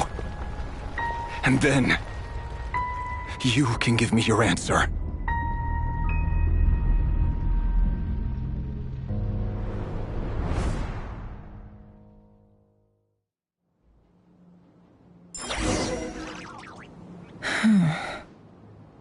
So that's how the Raker of Solnari was born. A monster created by circumstance is a monster all the same. Viewing other people's thoughts for too long can get uncomfortable. Right now, I'm feeling a strong sense of loathing. In a nutshell, the story of Conria is what happens when the truth falls by the wayside. Everyone tells little white lies, and before long, you have a huge pack of lies that destroys everything. Whew. Time to get back. His past is filled with sorrow, but the tale of any fallen civilization is one of endless tragedy. Cruel as it may be, that was Conria's fate.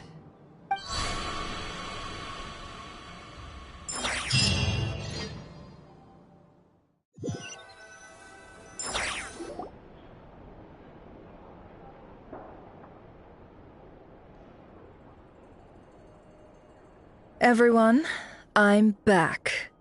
Can I get a standing ovation? Never! How are you holding up? Feeling okay? She's fine. Boss is a pro. Yes, I'm fine. You will have seen the events of Rerir's life through my thoughts. It's now clear that he is just a regular nobody, driven by personal tragedy, as he said himself. I mostly agree. There's only so much we can know about him from his memories alone, but they did give us a clear glimpse into his life in Conria. However, I would not consider Rerir to be a nobody. He was deeply involved in the events of that era. Yet, when the catastrophe of a generation strikes, nobody is safe. Sounds to me like you're speaking in riddles again. Is this you urging me not to abandon the people of Nodcry in their hour of need? That's not what I meant. Although I do hope you choose to remain a part of the plan. Without you, the mission ahead will be all but impossible. Then try to remember that I respond better to the carrot than the stick. And I don't appreciate being bossed around. Now, as for you, Missy, you were excellent. You stuck to the rules of the ceremony and kept your mouth shut the entire time. Bravo. Cool. So, can you fill me in on the deets now? Most of what I saw went right over my head. Patience. You'll hear the whole story, don't you worry. But let's meet up with the others first. It will save me narrating it twice. Yehoda? Yes, boss. Let me get that door for ya. That's more like it. For a moment there, I was worried you'd forgotten about the first clause of your employment contract. Forgive my curiosity, but what does the first clause say? It says I gotta do the annoying stuff that boss is too lazy to do for herself. Like opening the door, pouring the tea, yada yada. Is that right? If something is in the contract, it's because she willingly agreed to it. Rest assured that the Curatorium abides by the very strictest of labor policies. You don't seriously think I'm cruel enough to treat her like my slave? In any case, I've hardly shied away from my share of the work today. Hope I don't catch Flintz and Varka lounging about in their chairs, enjoying a leisurely cup of tea. There's nothing I dislike more than other people enjoying themselves while I'm hard at work.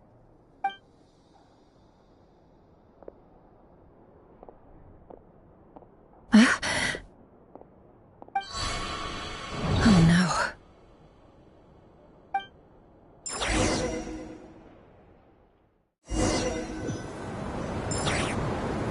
Sorry to disturb you, but we seem to have run into some trouble. Evidently so.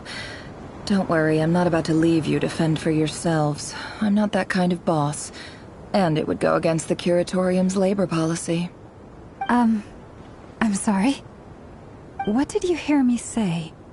I wasn't talking about labor policy. Wait.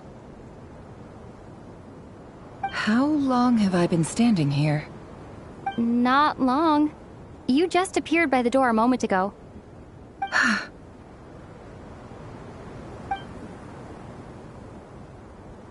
Boss, what's wrong?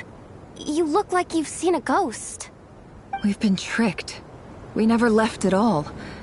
Somehow I hallucinated that whole scene back inside the office. Hallucinated? But how? How indeed. This place should heed my will alone. All thoughts and actions that occur in here are just a result of pawns moving across the chessboard in a carefully calculated manner. And nobody has access to this chess set but me. So you control everything in here? More or less. But yes, it's a special technique of mine. Has anything like this ever happened before? Only once. It was the first time I used the chess set. Is there any similarity between what happened then and what's happening now? I suppose my thoughts are a little turbulent, which was also the case my first time. Is there anything I can do to help? The first clause of your contract clearly states that I only need your help with things that I'm too lazy to do myself. Meaning, you're not feeling lazy right now? Meaning, this is not something Yehoda can help with. The chess set is a personal treasure that I alone understand. I must be the one to find our way out of here. Boss, it's fine. Really. Let me do something useful. Oh, listen to you. Whatever would I do without you, Yehoda? What? Really? Yes, really. Where would I ever find another employee as obedient and servile as you? God forbid anything ever happens to you. Oh, okay. Well, anyway, I was thinking of fetching some water. There's gotta be a source around here somewhere. I suggest everyone finds someplace comfortable to take a rest. We gotta conserve our energy. Even though all this chess malarkey doesn't exist in a physical sense, mentally speaking, it's all real. And so is our tiredness and fatigue. You don't want to dismiss mental fatigue. Just because it isn't physical doesn't mean it's any less serious. But anyway, I got your backs, so don't worry about a thing. Don't I have the best employees? Jealous much? If we can find a suitable time, I'd love to borrow Yehoda for a day to help out at the Frost Moon Scions. Would you be amenable to that, Boss Nefer? Oh, Lauma. Have I ever told you just how pretty you are? Beauty runs from the tips of your antlers to the depths of your imagination. Time to rally, everyone. Follow me. As we continue our journey, the same rules will apply. That means stay focused and no talking no matter what we encounter. And don't disturb the chess pieces.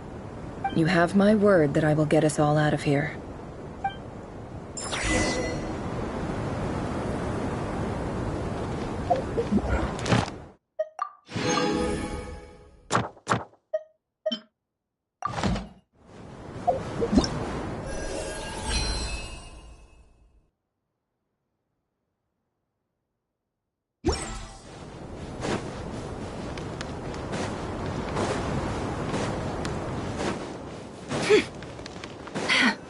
This place looks familiar.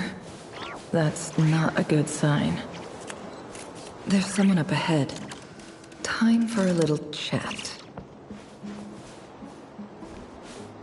I wasn't expecting visitors at this hour. Wait, is that? Oh, it's him.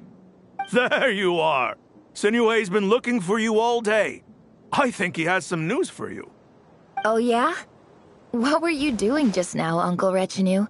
Hiding away some more loose change? I know I saw some Mora. What do you mean loose change? Oh, come on, I'm too old for this. Just pretend you saw nothing.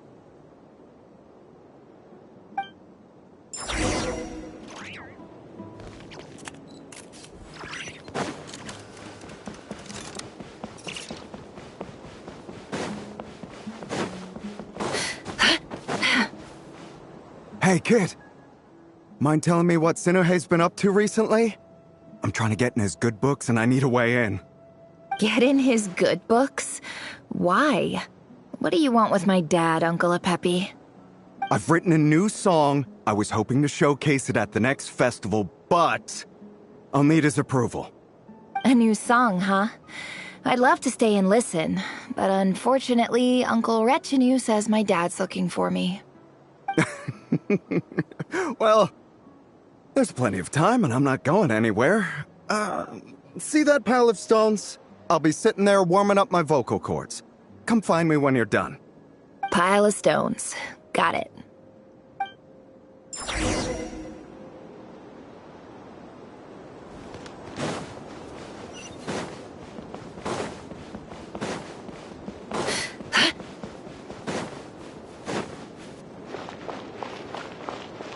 Hi, Dad. Uncle Retinue said you were looking for me. Ah, there's my little princess.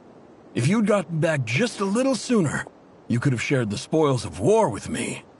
Spoils of war? Who were you fighting against, Dad? It was just a figure of speech. The aftermath of a sandstorm is no time to be waging war. I was talking about our war against thirst. I went out to fix our water supply problem, and now I'm back. Which means... We have a well again! That's right.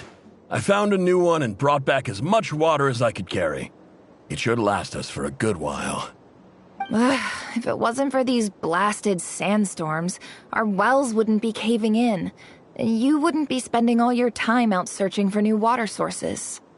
As the chief of our tribe, I'm supposed to be leading us out of hardship and poverty, onto better things. You know how prosperous our ancestors were. I've told you all the stories. And look at us now, squeezed into these hovels. No one would choose this, if it wasn't for the endless wars over the years. But things are looking up. I started working with some folks from the academia a few months back. They gave me some contacts in return for my assistance in the desert. So you're the academia's helper now? Special ambassador, they call it. Think of it as a partnership. It's nothing bad, okay? We've been isolated here in the desert for too long. Seeking opportunities elsewhere is the best thing for us, and the fastest way to progress. So, do you get anything good out of being a special ambassador? Of course. My luck's improving all the time. One day, I swear I'm gonna lead us out of this place. We'll find somewhere new. Somewhere better.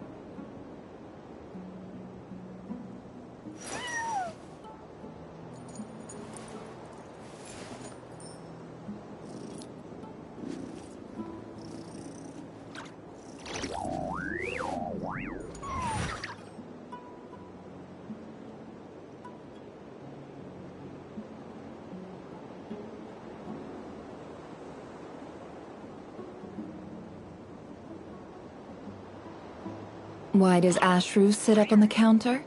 To welcome our clients, of course. A kitty's gotta earn his kibble somehow.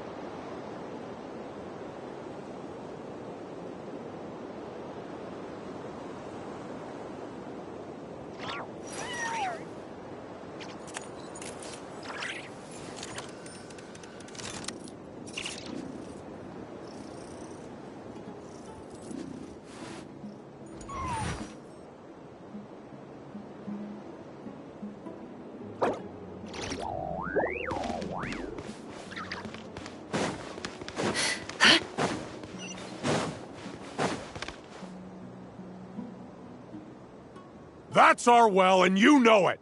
You stole from us! Well, you've gone from chief to thief, and now you have to face the consequences! Did you really think you could take our water without permission and get away with it? You're either brave, stupid, or both. And that Special Ambassador Act? Yeah, nice try! We spoke to the academia. They said it was all news to them. You're a liar and a cheat!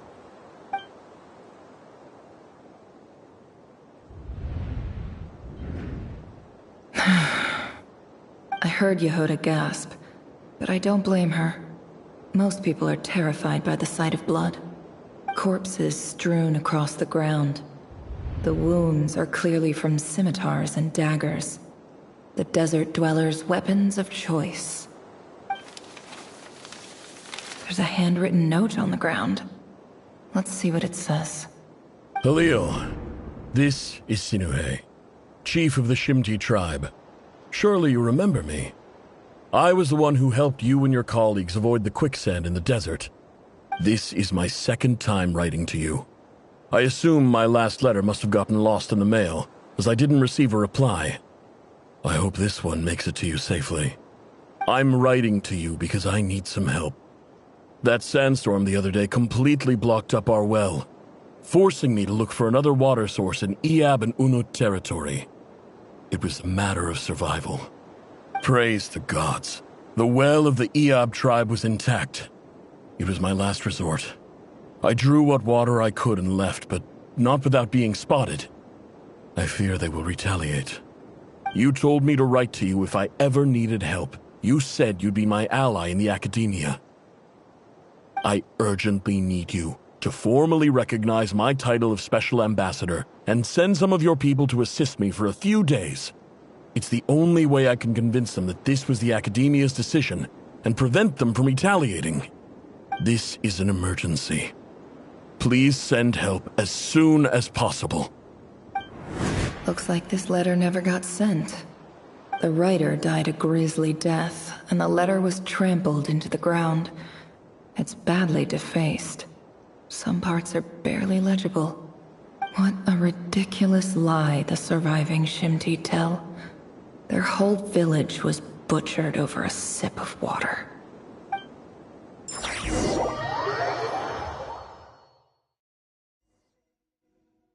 Ah, officer. Welcome.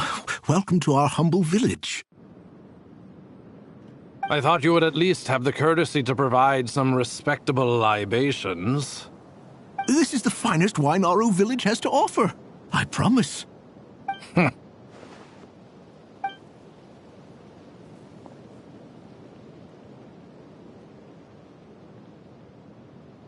The Academia has agreed to reserve a single space for a candidate from your village. But I remain skeptical of this entire endeavor. I highly doubt anyone in this desert possesses serious academic potential. Please, have faith. If not in us, then in our god. The child we found shows great promise. I beg you, take her away from this place. Give her a chance. Don't let her talent go to waste. I don't recognize her. New arrival? She showed up here a few days ago and we took her in. She's a really bright kid. Please help. I'm begging you. So, where are you from? Nowhere special. Just a sand dune. What about the rest of your family? How many of you are there? Just the one. It's only you? Correct. So, no brothers, no sisters, no mother or father?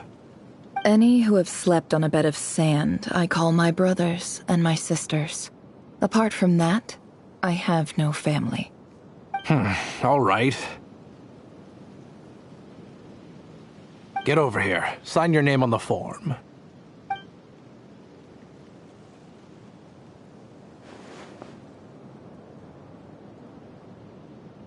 Never? You're rather fair-skinned for a desert dweller.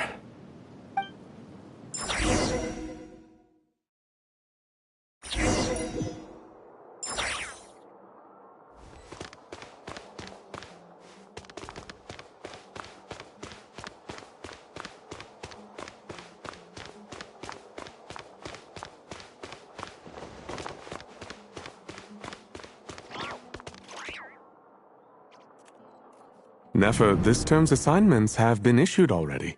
Please read through the materials thoroughly, conduct your own additional research, and then write an essay on the topic.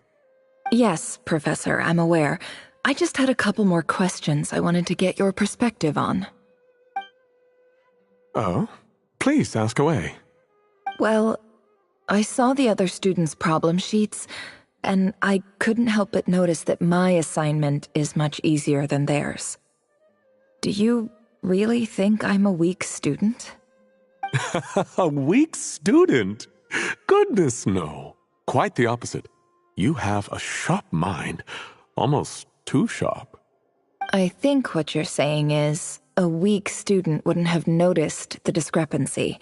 And if they did, they certainly wouldn't complain about the lighter workload. You see, sharp as they come. You see things the way they are, and I'm sure you know why they're like that. Because of where I come from. Because I'm different. I'm sorry, Nefer. I don't like it any more than you do. It's just... Anyway, you said you had a couple of questions. What's the other one?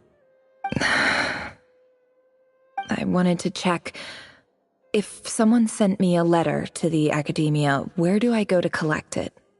Ah, your family wrote to you. Well, as long as they put your name on the envelope, someone should hand it right to you. Not exactly. It's not even a recent letter. I was just curious where the mail would end up if no one collects it. The House of Dana, I expect. I know there's a box for unclaimed mail somewhere in there, probably sitting on a shelf. Whatever you're looking for, that'd be the place to start. Okay, got it. Thank you, Professor. Oh, don't mention it. Honestly, I feel like I failed you. I'm supposed to be your teacher, but I haven't taught you anything. Hey, don't say that. You're a great teacher, and you do your best for all your students. But the rules are the rules. You're not allowed to teach students like me. It's not just the Academia either.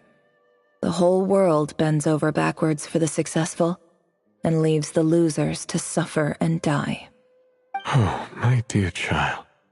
Don't tell me you've given up on life already. I haven't. I just think that if you want to make it in this world, you have to find a way to become successful.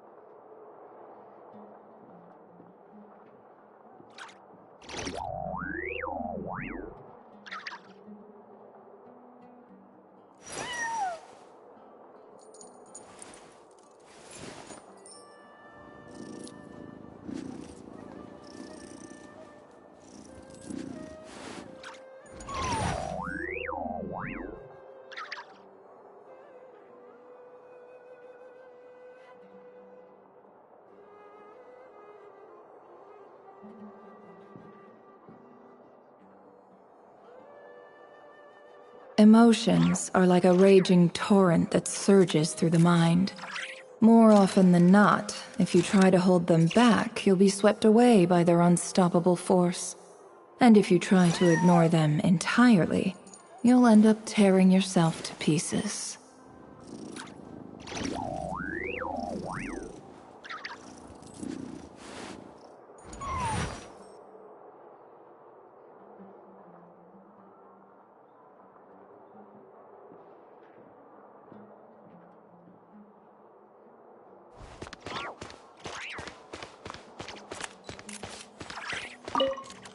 This must be it.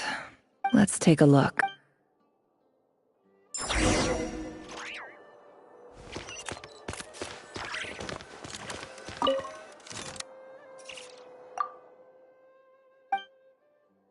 A dilapidation survey. This one was never even opened. Who was it addressed to?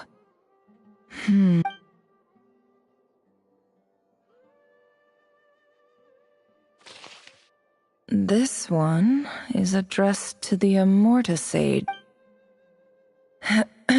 In clinical this seems like some— Wait, what's this written on— The note says, the sender authored this letter while under the influence of mushrooms. I would send it back, but no return address was provided. Stamped by the Grand Conservator of the House of Dana.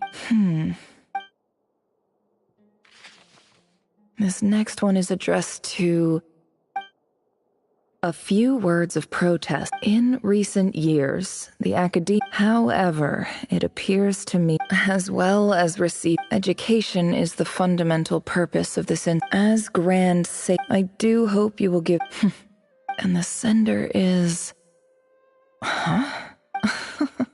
So this is where letters from the— Whatever. I'm not I can't believe how— I don't believe for— Wait.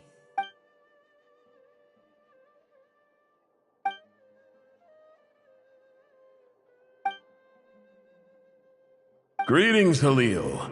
My name is Sinuhe.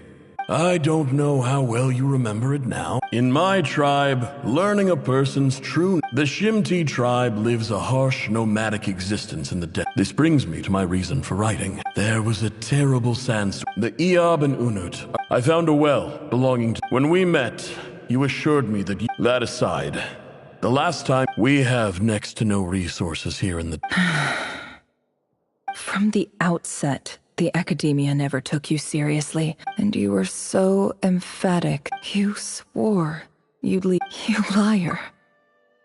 And who fell for it? Which may— I think I'll take over from here.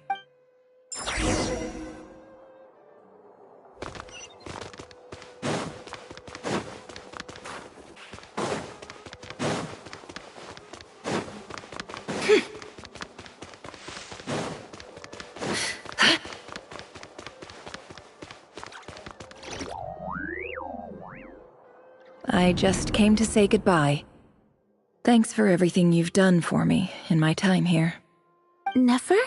You packed your bags. Where are you going? I'm quitting. Something's come up in my hometown. Gonna head back and deal with it. Huh? But this was a hard-won opportunity for you. You know that better than I do. It was. But it doesn't matter. I have more important things to deal with, and they can't wait. Oh, and I didn't want to overfill my bags, so I left some incense on your desk.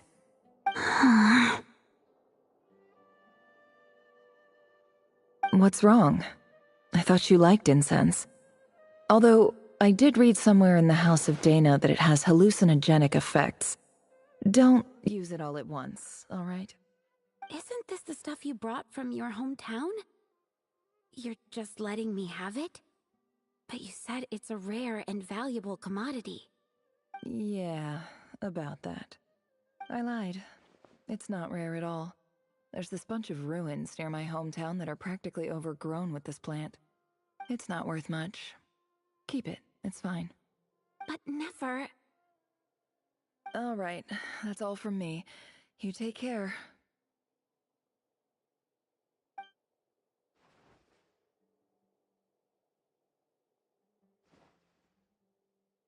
Don't forget me, okay? I mean, we're more than just classmates, right? We're friends. Yeah, I'll remember you. I lied again. That incense is worth a fortune, and it's a rare find even in those ruins. And as for remembering her, I have far too much to do when I get back. No time to reminisce. I'll be lucky if I even make it through this alive. But either way, I expect I'll forget you pretty quickly.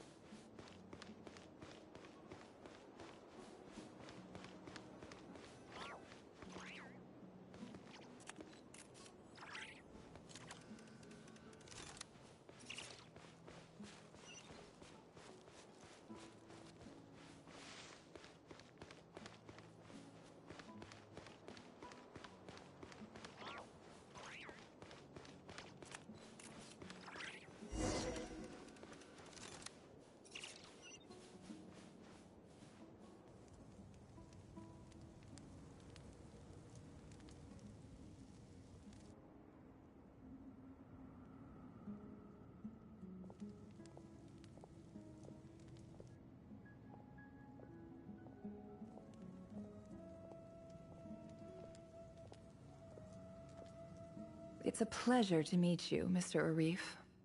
So, what does the Academia want?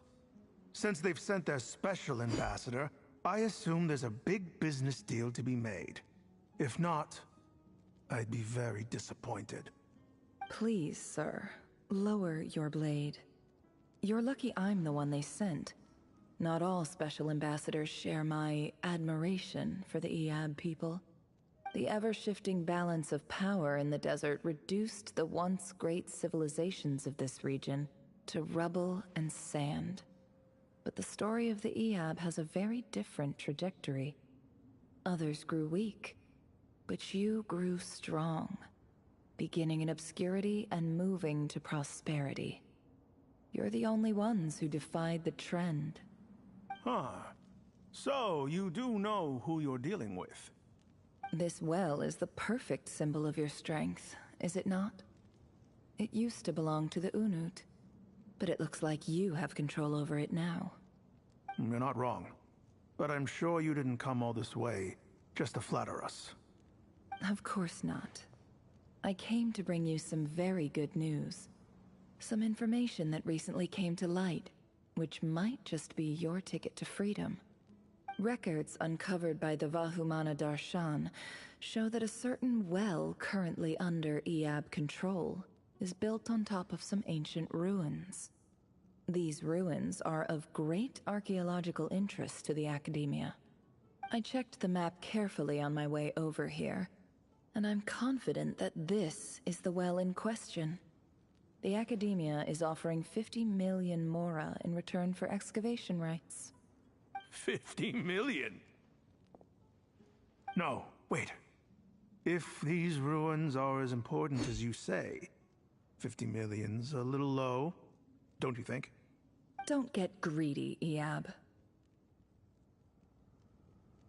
We know far more than you think. We know that you seized this well by force.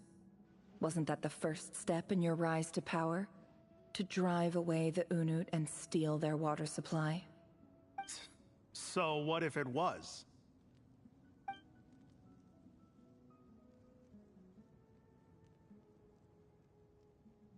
Don't worry. As unscrupulous as it was, it's something we're willing to overlook. The Academia is only interested in dealing with the de facto power holders in the region. I hope I am making myself clear. And I hope your words are the truth. If I find out the Academia is trying to play me, I'll hunt down every one of your people and make you watch as I cut their heads off one by one. I assure you, Chief, that would not be in your long-term interests. You don't want to make an enemy of the academia. You see how I'm dressed, don't you? I appreciate that you've never been to the rainforest, but surely even you recognize an ambassador's attire when you see it. And what does a barbarian like you have to lose anyway? You really think the Sumeru Academia would bother to come all this way just to lie to you? We have more important things to worry about. All right, I take your point. The Academia is the highest authority in the land. I'm sure you're trustworthy people. In that case, we have a deal. We will sell you the excavation rights. I'd like to thank you, Ambassador. This is good news indeed. Excellent news. In fact, it calls for a celebration. Would you do us the honor of staying a while and enjoying some Eab hospitality? Gladly. I am partial to wine myself, and I trust you are as well. So let's indulge in a few drinks together, in celebration of this momentous occasion.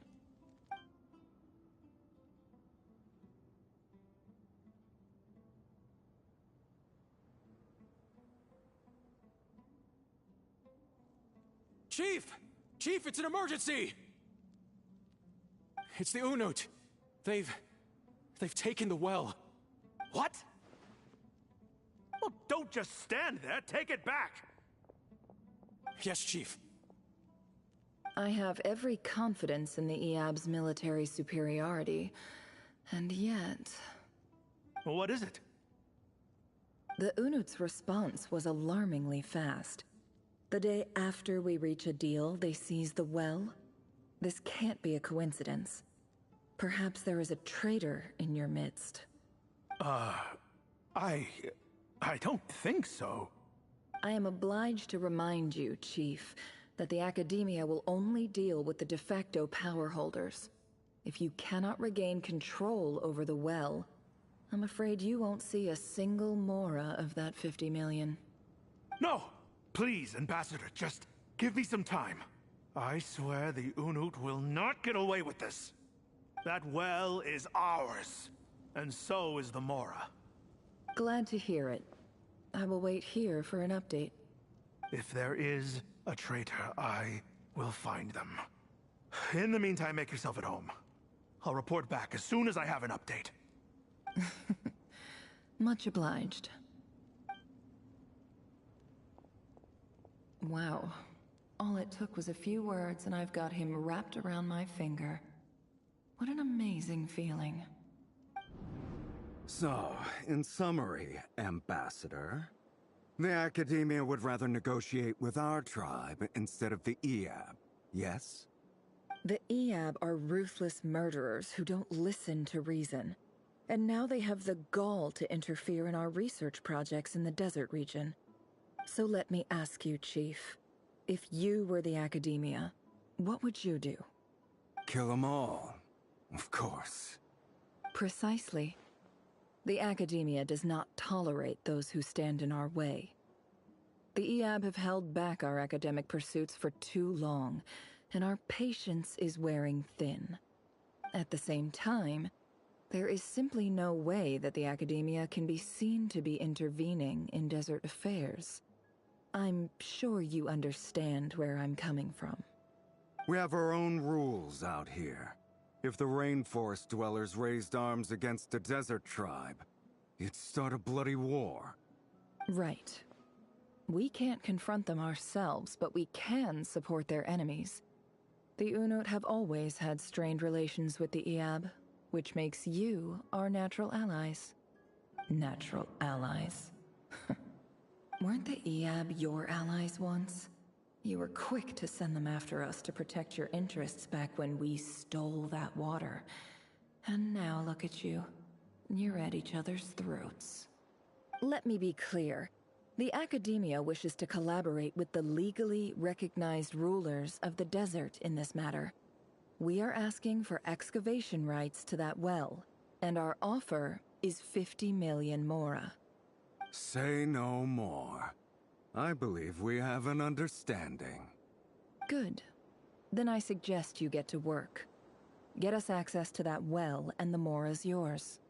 You see, Dad? Lying is easy when you know how. People will believe anything.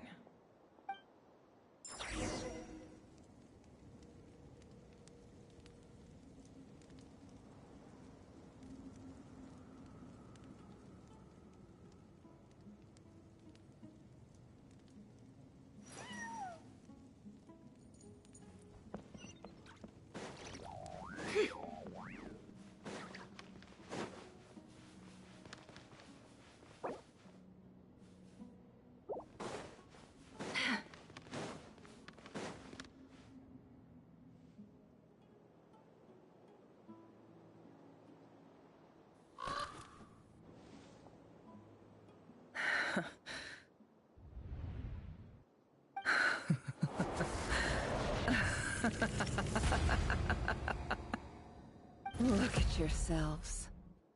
You may be vile, savage monsters, but your butchered bodies bleed like any others. You're no different. You're nothing special at all.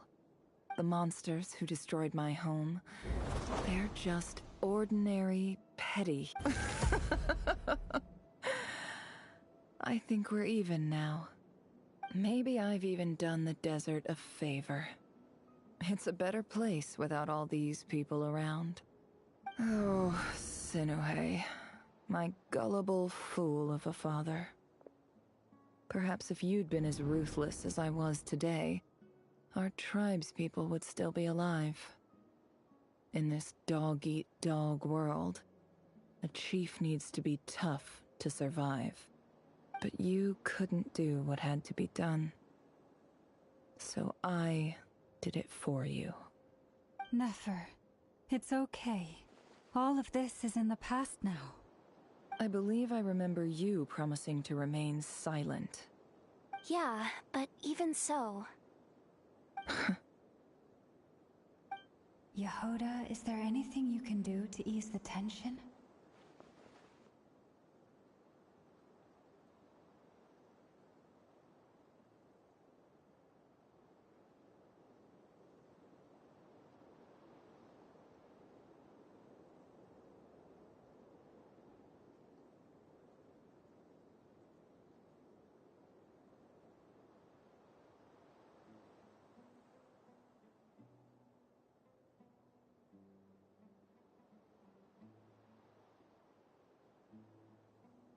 Alright, time for a sharp turn onto a completely different topic.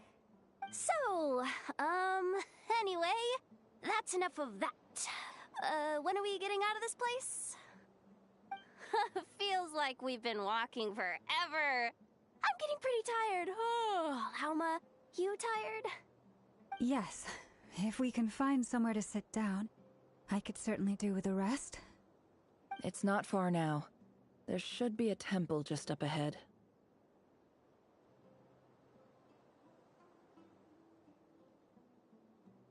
Yes.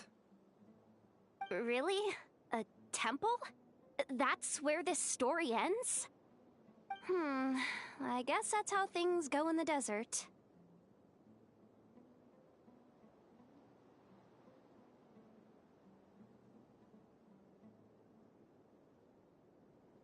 Desert dwellers can never escape their destiny. Or so everyone says. I never wanted to believe it, but looking back now, I'm as desert as they come. You mentioned a temple. What's waiting for us there? My biggest trade secret of all. Ah. Then I'm guessing it's where you got your power from. The power to peer into other people's minds. I didn't know you were clued up on any other religions. I'm no expert in the history of Sumeru, but since you come from the desert, I would imagine it has something to do with King Deshret.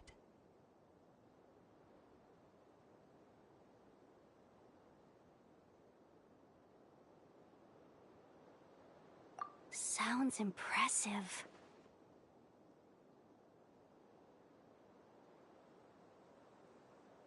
Ah, I know who you mean. General Mahamatra Sino. The spirit of Hermanubis dwells within him. That's Boss Neff for ya. She knows everything. Sino's hardly a figure of obscurity, but I know about Sethos too. What about him? Is he a big deal or something? Well, he's not a small deal, let's put it that way. Please, this is the bare-bone basics. Save the flattery. Thanks for your patience, everyone. I'm sure it's been a lot to take in. With any luck, that's our exit just up ahead.